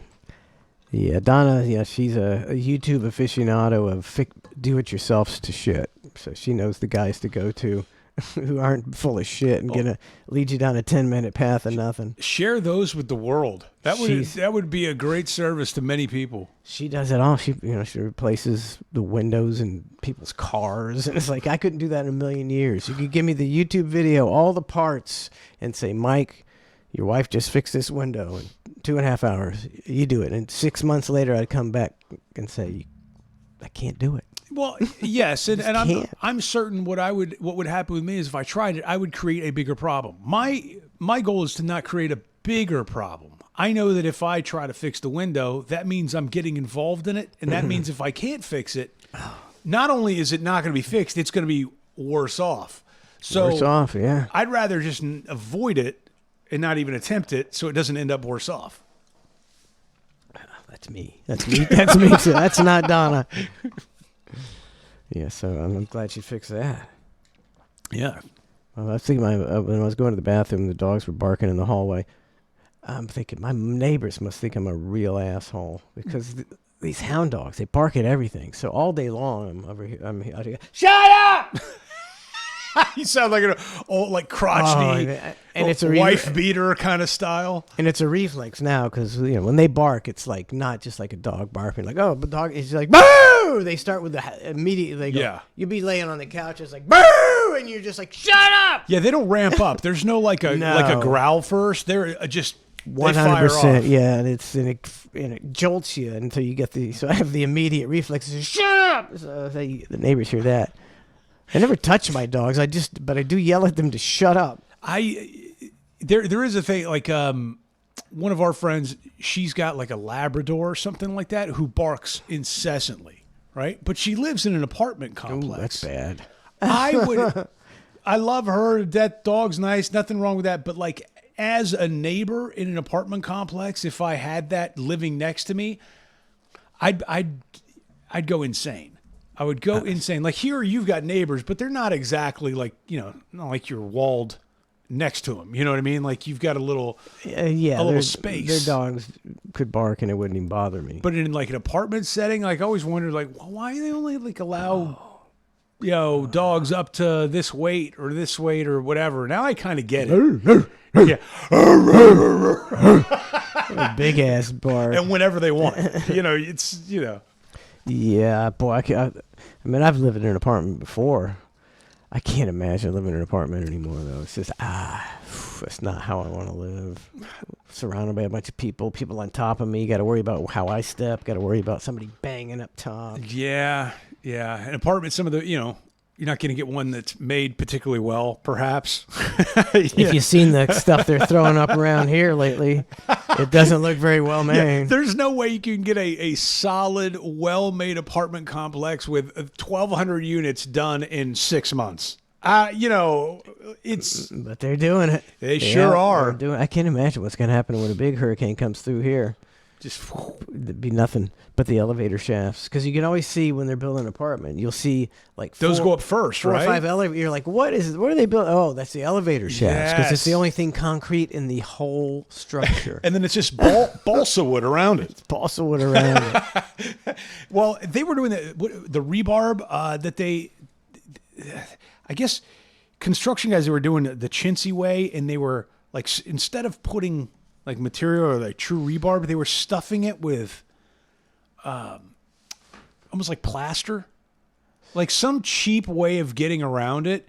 And by the time like code enforcement or a permitting department would get to it, well, you've already cemented, you're on to the next level. So they never know it's there until it's too late. And then, they weren't using any sort of solid construction materials to begin with, which is fucking frightening. It's scary. I mean, you never know. It's something like, you could be something like that condo collapse a few years ago, and in just a few years, and these crappy apartments they're putting up. They don't make them like the Twin Towers anymore. Don't make them like they used to. No steel. I go, sometimes I'll deliver flowers to an apartment complex. It's always on the 3rd floor. And I'll take the elevator, and I'm like, man, I don't want to get stuck in an elevator, and these elevators are shit. Yeah. It's not like an elevator in a nice high rise. It's you can tell it's just not. It's not a. You know, it's a bad elevator when it takes 12 seconds for the door to open and 20 seconds for the door to shut, and then another 20 seconds for it to take off from floor 1 to floor 2. So I can't wait to see in 10 years, what are these apartment complexes going to look like, and what are their elevators going to look like? They're going to be constantly out of service, and you're having to take three flights up and shit like that. I mean, it is frightening though. Like if going to those high rises and actually taking like a true elevator that goes like Mach 10 all the way up. Yeah. And you're like, whoa, like it's cool, but it's like, okay, that ride down, if something were to happen, is gotta be just the most nightmarish thing ever to just know that you're on the 100th floor or whatever, and the cord snaps, and you're just flying down there. And I don't think that doesn't really happen that much, or ever. I don't really hear about that. Do you ever hear about it? I'm surprised too. Surprised it doesn't happen more, right? Like you never hear about it. Yeah, very rarely. Maybe elevators are super safe. That's weird. They got some. It's the safest mode of transportation. I never, because you'd hear of some elevator with a cable snap. What was the horrific 40-story plunge to their death? That would suck. It would suck bad. What was the condo collapse in Miami? Because I remember it, but it wasn't. Didn't it turn out to not be what they said it originally was? They originally said it was. The pool was leaking and it corroded some of the it wasn't a building collapse the rebar per the se. Foundation. Yeah, like it wasn't a traditional building collapse like I thought they originally reported. It was something else. Yeah, foundationally speaking, that was. It was it was like a sinkhole building or something. I don't know. All I ever heard was it was the pool. It caused corrosion and weakened some shit. Yeah. I don't go in tall buildings anymore. I don't fly. I do the hang, then I curl in the fetal position for a week. Dude, I look at those videos. There's like those pools in Vegas that are on the top floor, and like, oh, you get the private suite, and it's got the pool, and it looks over the city, and it's glass bottom, and you feel like you're no thanks. No, I'll be in the regular pool on the ground, just in case some shit goes down. I don't want to be in a glass pool, hundreds and hundreds of feet in the air. For what? Like, it'd be cool, man. Where was that last earthquake? Just recently. Was that the Philippines? No, Philippines. It's just happened like a week ago. Was it Thailand? Yeah, I think it was Thailand, and they show the people in the infinity pool, and it starts sloshing, and then they get out, and then you see some of the things going over the edge, going, "Wow, could have been you if you hadn't got out of the pool." So I'll pass on the. It doesn't seem smart to even have a rooftop pool in general. It doesn't seem like the best plan. A lot of weight. Yeah, it just doesn't seem like a great idea. Thousands of pounds of water. Hundreds and hundreds of thousands of gallons. I don't get it. I've become very anti-adventurous. Mm-hmm. I was never very adventurous. I was never like sedentary. What's the most adventurous thing you've done? That's a good question. In your life. In my life. The most adventurous. I mean, would it be? I mean, plane flight, believe it or not, is pretty goddamn adventurous. I mean, it's commonplace, but it is an adventure. I've been on a helicopter. Oh, see, I won't do that. That is damn adventurous. Where'd you do that?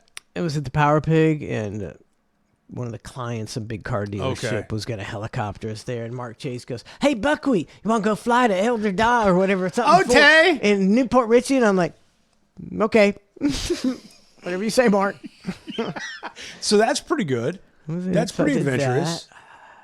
I never did none of the bungee jumping or none of that stuff. Same. I won't even do that slingshot thing. Nah, I don't do that either.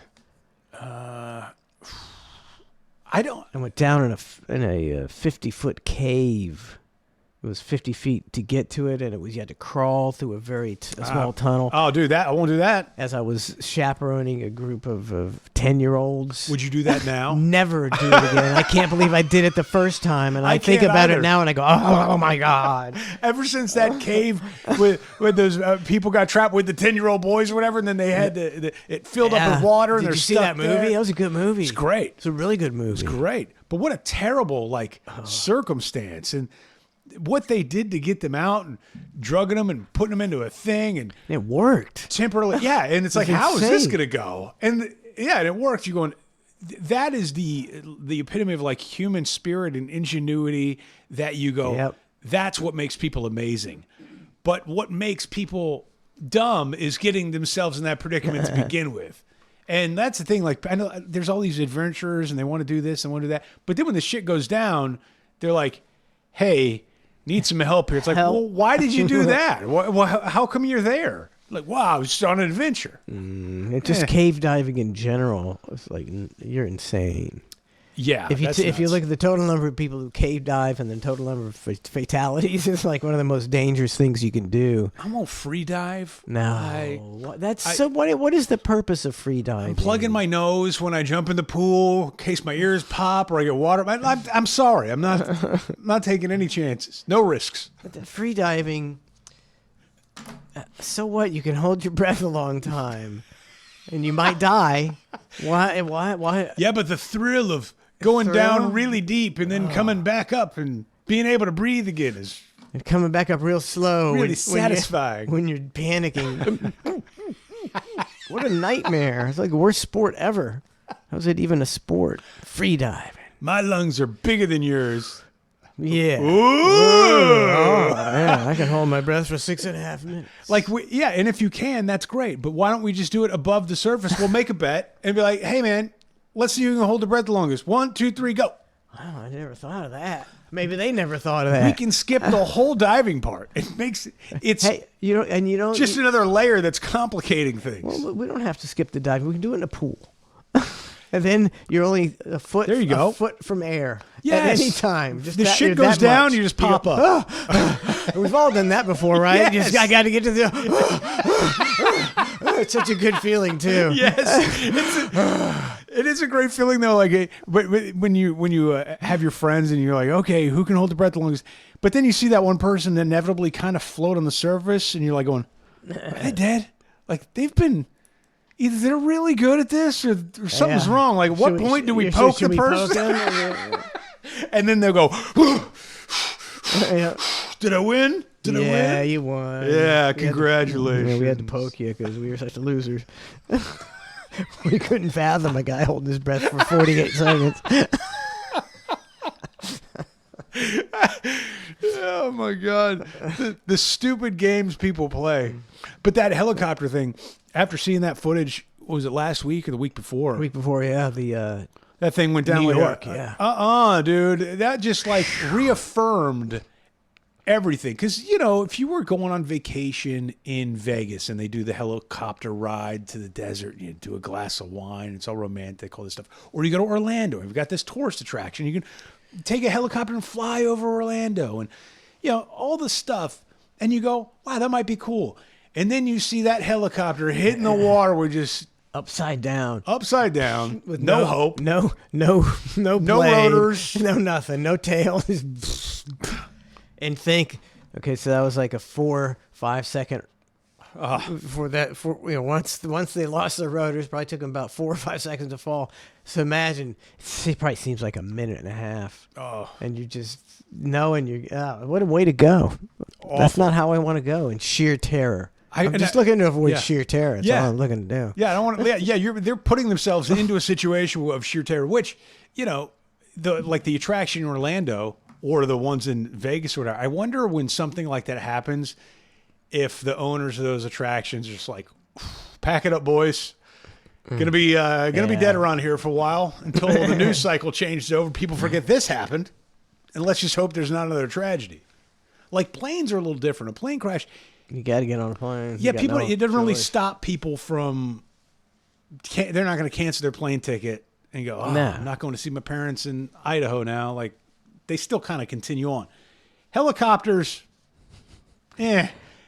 that's you can cancel a helicopter ride and be okay. You can find another mode. Yeah, and there's plenty of instances of Sully could land a disabled jet, a commercial jet in the Hudson River and save everybody. I don't know if Sully was on that helicopter, if he could have done nothing. I don't think so. Yeah. What, he just glide that thing in there? That's what he just smooth. Glide on in. Imagine being Sully. What a baller. And then everywhere else you go, and this is Captain Sully, and everybody's like, are you the cat? And they're just like immediately huge mark out to you. Until it becomes the generation where they don't know who he is anymore. Yeah. And they're like, this dude, Sully. And then the kids are gonna be like, I don't know who Sully is. Like, you don't remember? Like, no, Dad, I wasn't born yet. And then, it's getting close. How long's it been? It's been a while. It's been a while. He's getting to that.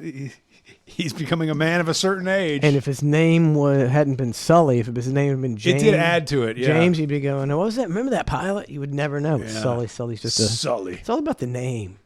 Jelly Roll, Sully. It's all about the fucking name. Oh man, I'm gonna do this 5K coming up with Jelly Roll. He's lost like 100 or 200 pounds. Yeah, I'm going to run in a 5K with Jelly Roll and. Do you run? Bert Kreischer and. Wow, star-studded. Just a bunch of bears in no cave or something like that, and they're doing a 5K. No, I'm not doing that. Oh. I got hit on it with my Facebook or whatever, like promoting this 5K with Bear 5K. Bear 5K or something where it's literally it's Jelly Roll, Bert Kreischer, and I think it's Tom Segura, which benefiting something or. Is it local here? Yeah, they're just like running around the stadium or something for a couple miles. I'm not exactly sure what it is.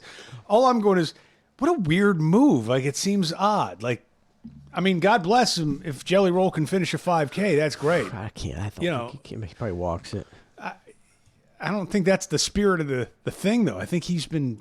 I think he's supposed to run the whole thing. Well, it's Jelly. He's still weighing about 300 pounds, right? He's still a big guy. Yeah, some sort of fat man 5K is happening. I don't exactly know why.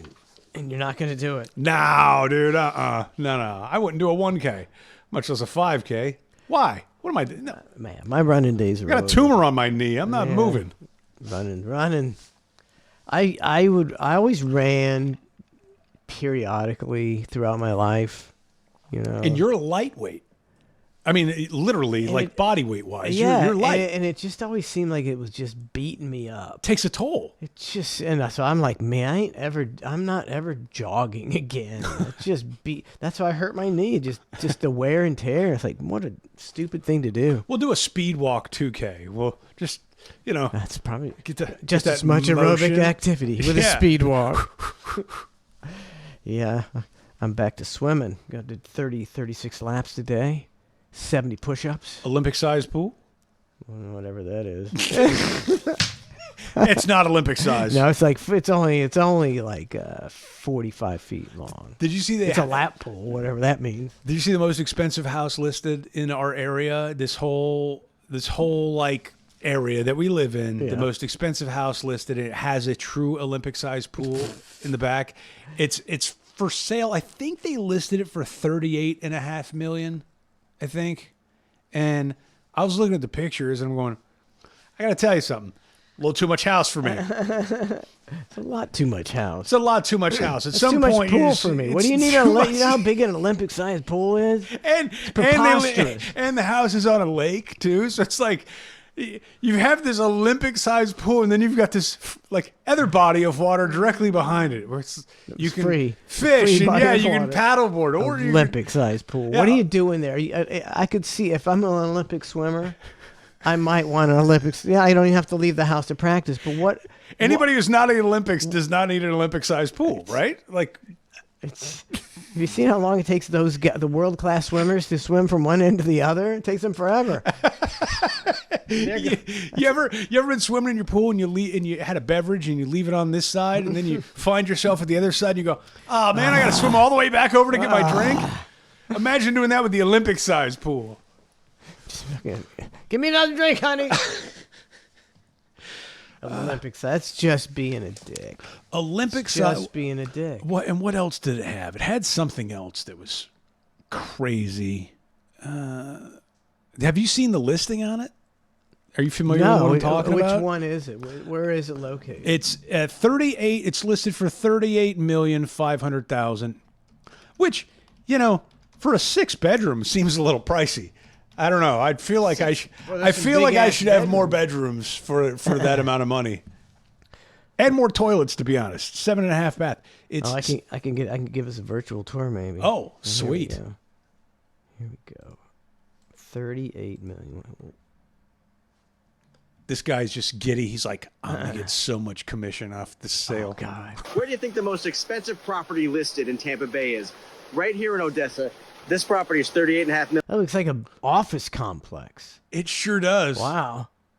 million. We're going to take a quick look inside. This is the owner's favorite spot on the property. She says she comes out here and relaxes, and she comes over here to the 50-meter pool, Olympic-sized pool. She Oh, says, look at "Let's that. Try to swim from one end to the other, though. You'll never make it. But then you look out here, you can see. Look at how ridiculous this pool is. You ever have that thing where your pool goes down in water, you got to put the Oh hose my in? God. You're like, oh, man. So, Look at that. Look how big that pool is. Honey, you got to put the hose in the Olympic-sized pool again. I need to get me an Olympics. I think I only swim like 5 laps. Yeah. but then you look out here, you can see the view of the lake, the water slide. She thinks this is a great property for families with kids. This is one of the family's favorite parts of the unless house. you have a Movie theater. 50-meter pool with no baby gate. Yeah. It's a great property for your kids to drown. Hey, have some friends over. Let's all get in the pool together. This seems great. I'll have to drag the pool to find your baby. It's so big. Here, this poker table. Oh, And then if you I mean, Well, I didn't know it had a poker how table. much do you think that poker table cost? 38 million. Fucking ridiculous. come around over here, there's a beautiful kitchen. Now we're going to take you down the hall. This is the master bedroom, and the owner says she absolutely loves waking up to that view. Oh, look at this. Nice view. It's a nice view. It's a nice view. Look, it's got a cuck chair in there too. How come on? What is going on with these master suite? Every single big house, they always have a cuck chair in the corner. Maybe people are into cucking. Everybody grew up on porn now, and regular too. sex is dull. You got to cuck it up. You two can cuck for $38 million. Cuck it up. Loves waking up to that view.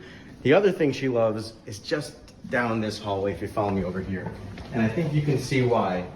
When you come into this walk-in closet, these are all of her shoes. Does this woman does she not trust him?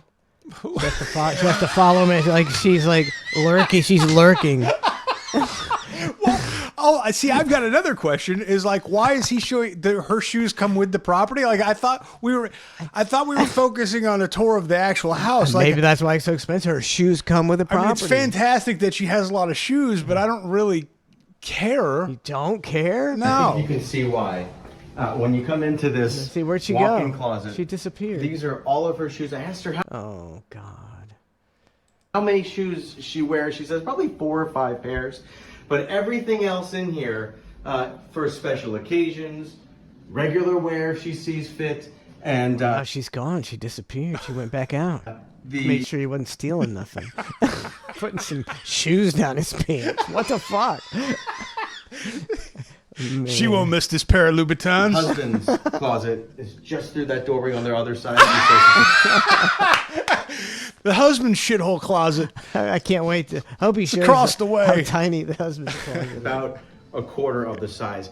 You can see all of Quarter this the size. in He our also story there's on a Fox13News.com, there's a cuck chair there, too. Or you can download the.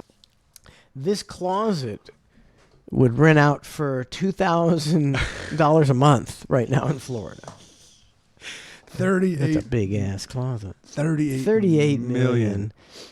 I think you could probably get him down to 37. I'm just You think so? Maybe. I was thinking about putting in an offer. 6 bedrooms, 7.5 bath, 16,000. I mean, dude, that's just 16 simply It's too much. that's too much house for anybody. Like anybody, any normal person, family. It's preposterous. Preposterous. What do you- 16,000. A family. Let's call you got a family of 6. and you want to spread your wings a little bit. You want to spread out. Max, before it becomes too much house, is like, I'd say 5,500 square feet.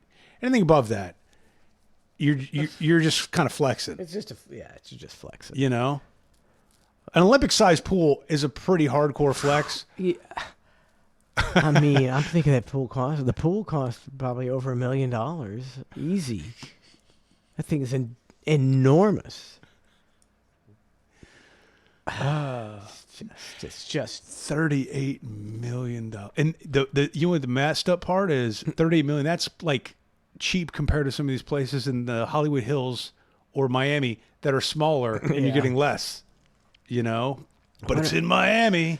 How much do you think the Hollywood Hills houses are going for after that fire? Like the new, the ones that are left. The ones that are left, a nice house, and does that bring the property values down, or you just go, eh? It's weird. For some reason, these dickheads still don't mind living on the side of a mountain that could flame up or kill them too. Yeah, flame up and kill them, or the mountain the dirt could just go right from underneath them, and their house just slide down a hill and fall apart. Yep.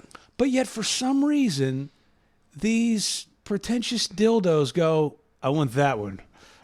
I want the one hanging off the side of the mountain. I want the one furthest, closest to falling over at any moment in time. I don't know why. That rich, it doesn't even matter. I got another house. I don't worry about it. But where the hell's their other house? That's living adventure, is living on the side of a goddamn mountain where your thing could slide down a hill or burn on fire at any point in time. Yeah, not gonna do that either. No way. No, I'm gonna pass on all that. What's happening in chat tonight? We haven't talked to chat much. I don't know if anybody's talking to us. Usually we're all over the chat. I know. That's what we've really been remiss today. Slacking. Ned's Navy says, thanks for the show. Got to go hang myself. I don't know. Do we need a welfare check? Or is he got to hang himself because he doesn't have a house like an Olympic-sized pool? He's just got goats. Your goats bring you so much more joy than that Olympic-sized pool, Ned's Navy. You're a rich man. Rich in spirit. You're rich in spirit. You live in the dream.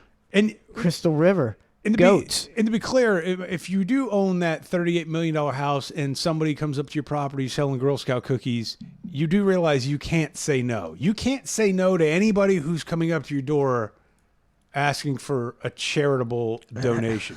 Like, you've kind of pigeonholed yourself. Like, if they're like, hey, you want to buy some Girl Scout cookies? And you're like, no. You look like a real schmuck. Yeah. Yeah, ain't nobody getting to my front door in my $38 million house, Matt. That gate is... That fence is tall. Yeah, they're going to do the call box, and you're going to go, hello? They're like, hi, this is the Girl Scouts. We're wondering if you want some cookies. Well, I can't hear you. What was that? Click. Yeah, I can't hear you. Sorry, kid. Oh, yeah, you really do pigeonhole yourself into you got to make sure you're a good person if you're living in that house. Because one wrong move, you can be looked at very poorly, very unfavorably. I don't know. I don't know if you can be a good person and live in that house. Sure you can. It's such... Your moral compass is so fucked up that you want to spend $38 million on a house. Well, okay, it's so but let's say whoever the current owners are. Let's say they built it for $6. Let's just say, and they're selling it for $38. I don't think that makes them bad. I don't think for building it. I know. So that pool, man, that pool alone. I would agree with you if we moved it forward. No. That pool really, it's hard to justify. It's a little much, you know. That's a hard one. Unless you're the pool contractor, you're going, so let me get this straight. You guys want what? I can retire now. I can retire. Yeah, what we're thinking is putting an Olympic-sized pool. That's like when Kid Rock built his mansion that is a doppelganger of the White House on top of a mountain in Nashville. Like the contractor's like, so let me get this straight. You want to do what? Yeah, I want to build a White House replica, gold toilets and everything. Oh, okay. Like it's got to be the same feeling for a pool contractor. Kid Rock's an asshole too. See, right? It's It's very showy. It's very showy. When we were putting on the addition, I was looking in to see if I could get a replica of SoFi Stadium in the pasture. Wait, hold on. You did. I forgot you put on the addition. You're no different than them, Mike. That's a big difference. What? How big is the addition that you put on? It's big, but it's not the price. The price is how big? I don't know. I don't know the square footage. How many square feet did you add to this palatial palace years ago when you put on the addition? Yeah, double. Probably. I don't know. Don't be modest. I don't know. 4,000 square feet. You added another house. I did. We added another house. That's all. That's it. But I didn't spend any money. I mean, you on might as well anything else. have an Olympic-sized pool at this point. You just doubled your house. It's not true. I mean, this was back in the day. But would you do that again? Looking back on it, was that like a good decision to say yes? Add another I think 3,000. it's a great investment because I don't have any money in the market. I got you. I don't. This house is my. That's my the thing. My retirement.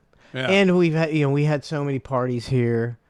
Like good memories to be made. Oh man, we had so much fun in that edition. I mean, we got.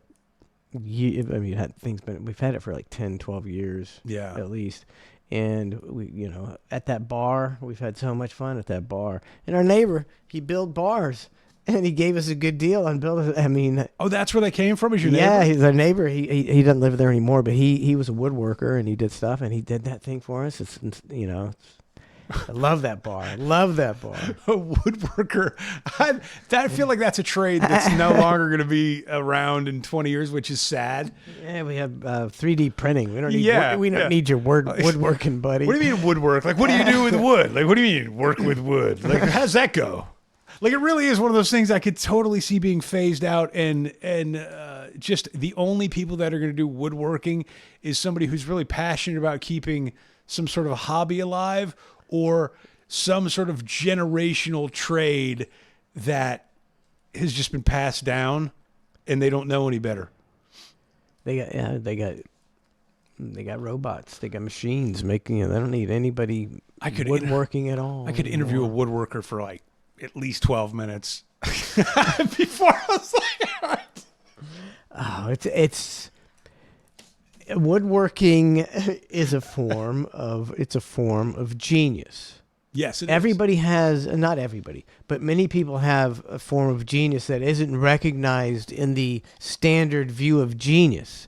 But my dad was a principal. His coach, the coach at the school, he was a woodworker, and he made my mom this china cabinet. And it's like, how do you make that from scratch? Yes. I don't even understand how you take a bunch of wood and turn it into a china cabinet. I like it when they do those moves where there'll be like designs on either side, but they're completely symmetrical designs, and they did them by hand. And it's like, how do you do a symmetrical design? Like, okay, on one end, I get. Yeah, but how do you make? First one's easy. The second one, how do you even it out? That sucks. How does that work?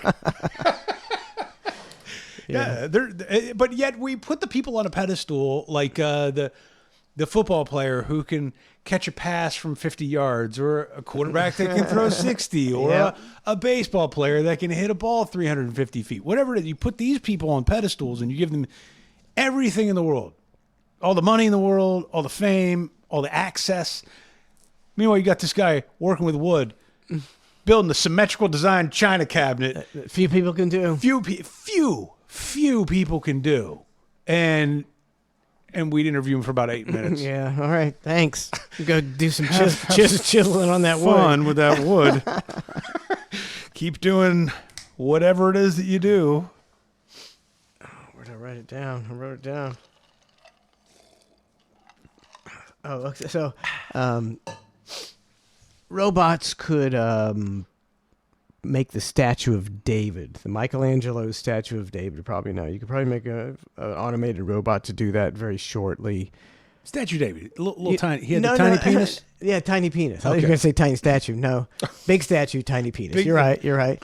To scale, they didn't really do him justice. But if you look at the statue of David, you're like, a guy with a hammer and a chisel made that, and it's so amazing.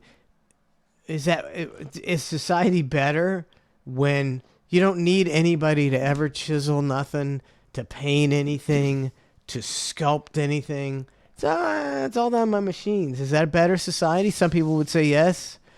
It's a more efficient society, Yeah. not a more creative society. I think it's a soulless society. Yeah. There's an I argument think of the there. music, like now, like I listen to 106 Hits, the greatest hits of all time. And I'm just, you listen to the guitars and everything, you think, it's like, this is people coming together who've learned and mastered their craft and making this great music, and now we just got guys pushing buttons. And it's like, I don't know. Is it better? I don't think it's better. It's different. It's different. I don't think It's definitely different. I think we're de-evolving. I think we reached a peak, and now we can't even get. If we ever went to the moon, well, we can't get back. Well, we're the only people who are Can't like. get back. We went to the moon in 1969. We're the only people who are like.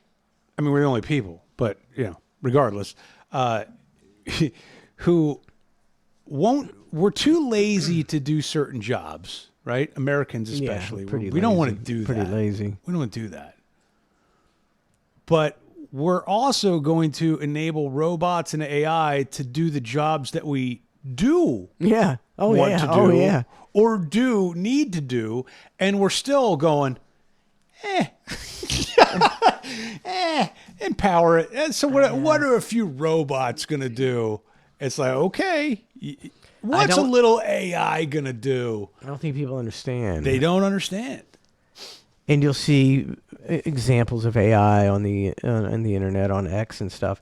And they're like, well, you don't really need country stars anymore. Here's an AI country song. And you'll hear it and you're like, well, maybe it's not quite as good, but I could see where in the near future it could be as good. It's like, but you want to go to a concert and watch a computer play songs? Is that going to bring joy to people? I don't think it is. I went to we have one of those Oculus things, the Meta Facebook Oculus things, which is pretty cool.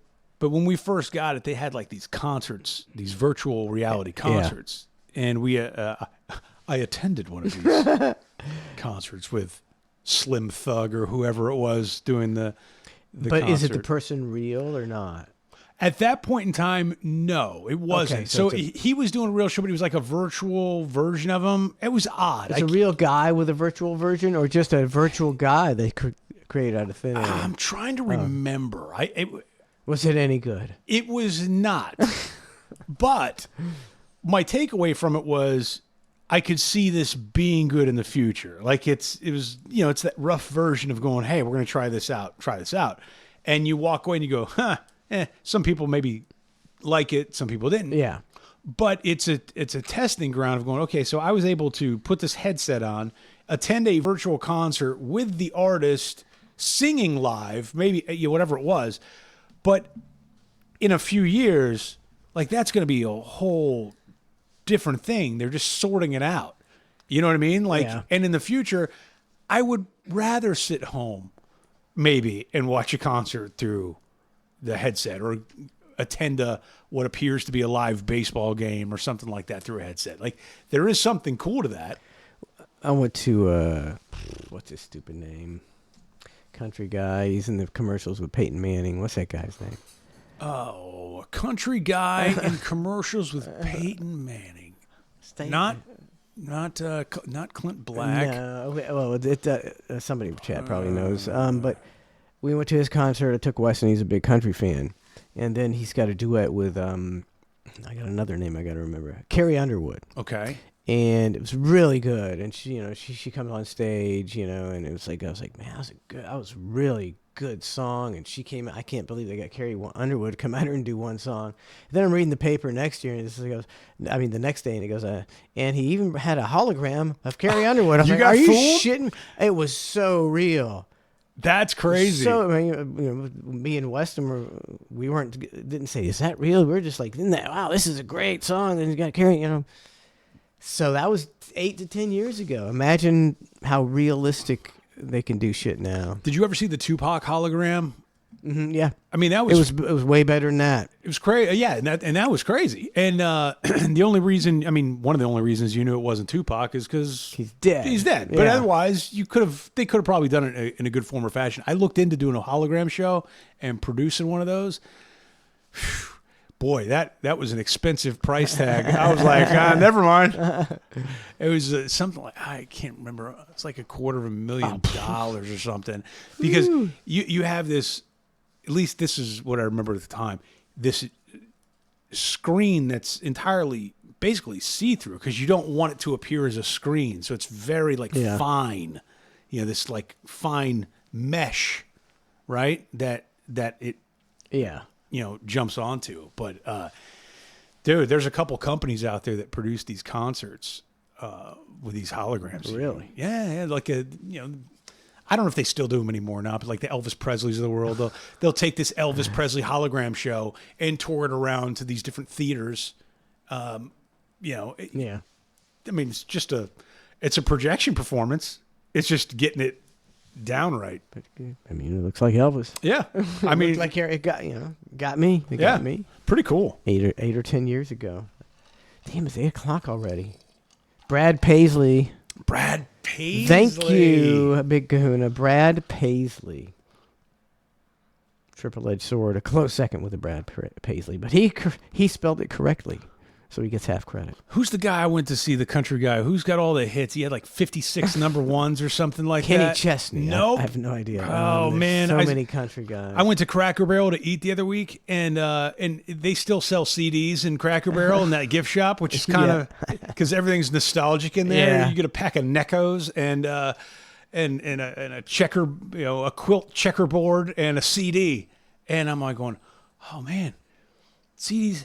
And I think people are buying them in there. Like I still think it's they probably don't even play them. They just feel the yearning to buy that nostalgic CD. Right? And how weird is it to think that CD is now nostalgic? Before you would walk in, now maybe you saw a piece of vinyl and you go, wow, vinyl, that's nostalgic, or a cassette. CD is now like a piece of nostalgia. And I wish I could remember. What's going to be nostalgia next? Your thumb drive. Remember when we used to put music on computers? I don't know. Yeah, it's going. Man, trippy. Oh man. Big Kahuna says Garth Brooks. No, it wasn't Garth.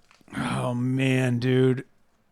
He had more hits than any country singer alive. Is he old? He's old. Not as old as George I thought he was. Strait. That's the guy. George Strait. And you saw now. I've forgotten what we were talking about. I was saying I saw him live, but they were selling his CD in Cracker Barrel, and I was like, "Oh wow, George Strait." Because the people that like George Strait still have CD players. That's the thing. Yeah. How was George Strait? And that's that old country music. It was old twangy steel guitar bullshit. It was terrible. It's terrible. Now Chris Stapleton, who opened up for him, was absolutely amazing. But George Strait, I knew a few of the songs, but I wasn't. George Strait. Was anybody for George Strait? Yeah, it was an interesting crowd because he's legendary. Yeah, and there's that you could tell who was there for you could tell like a Stapleton crowd versus a George Strait crowd. Yeah, big difference. In the tightness of the jeans. Like you can see like modern country versus like that classic country. And I mean, it was 100 degrees outside and these dudes are wearing the big cowboy hats and, thick, like, I don't know what pastel or plaid or whatever, some sort of shirts that are crazy. And then boots and belt buckles. And I'm going, I mean, even if you're a big time country George guy, Strait fans, yeah, the old school, the Chris Stapleton fans are wearing like the girls are wearing all jean shorts, and the dudes are like tank tops and whatever. And it's like even if you're a big George Strait, it doesn't mean you have to. It's 100 degrees. You can dress a little cozy. It's okay. George Strait's not going to get offended that you're not, wearing your high boots. You've been waiting all year to put on your tight jeans and your high boots to go to the George Strait concert. I guarantee it. Just sweating through them. All right, we 8:05 already. Oh man, clock's a ticking. Clock's ticking. All right, we're out of here. Thank you so much for tuning in to The Hang, and we will see you tomorrow morning for Cluster F. Right now, we're going to go over to The Hang OT, available only on clusterfshow.com, the VIP section. Thanks, Matt. Thank you, Mike. All right, everybody take care. We'll see you tomorrow morning for Cluster F.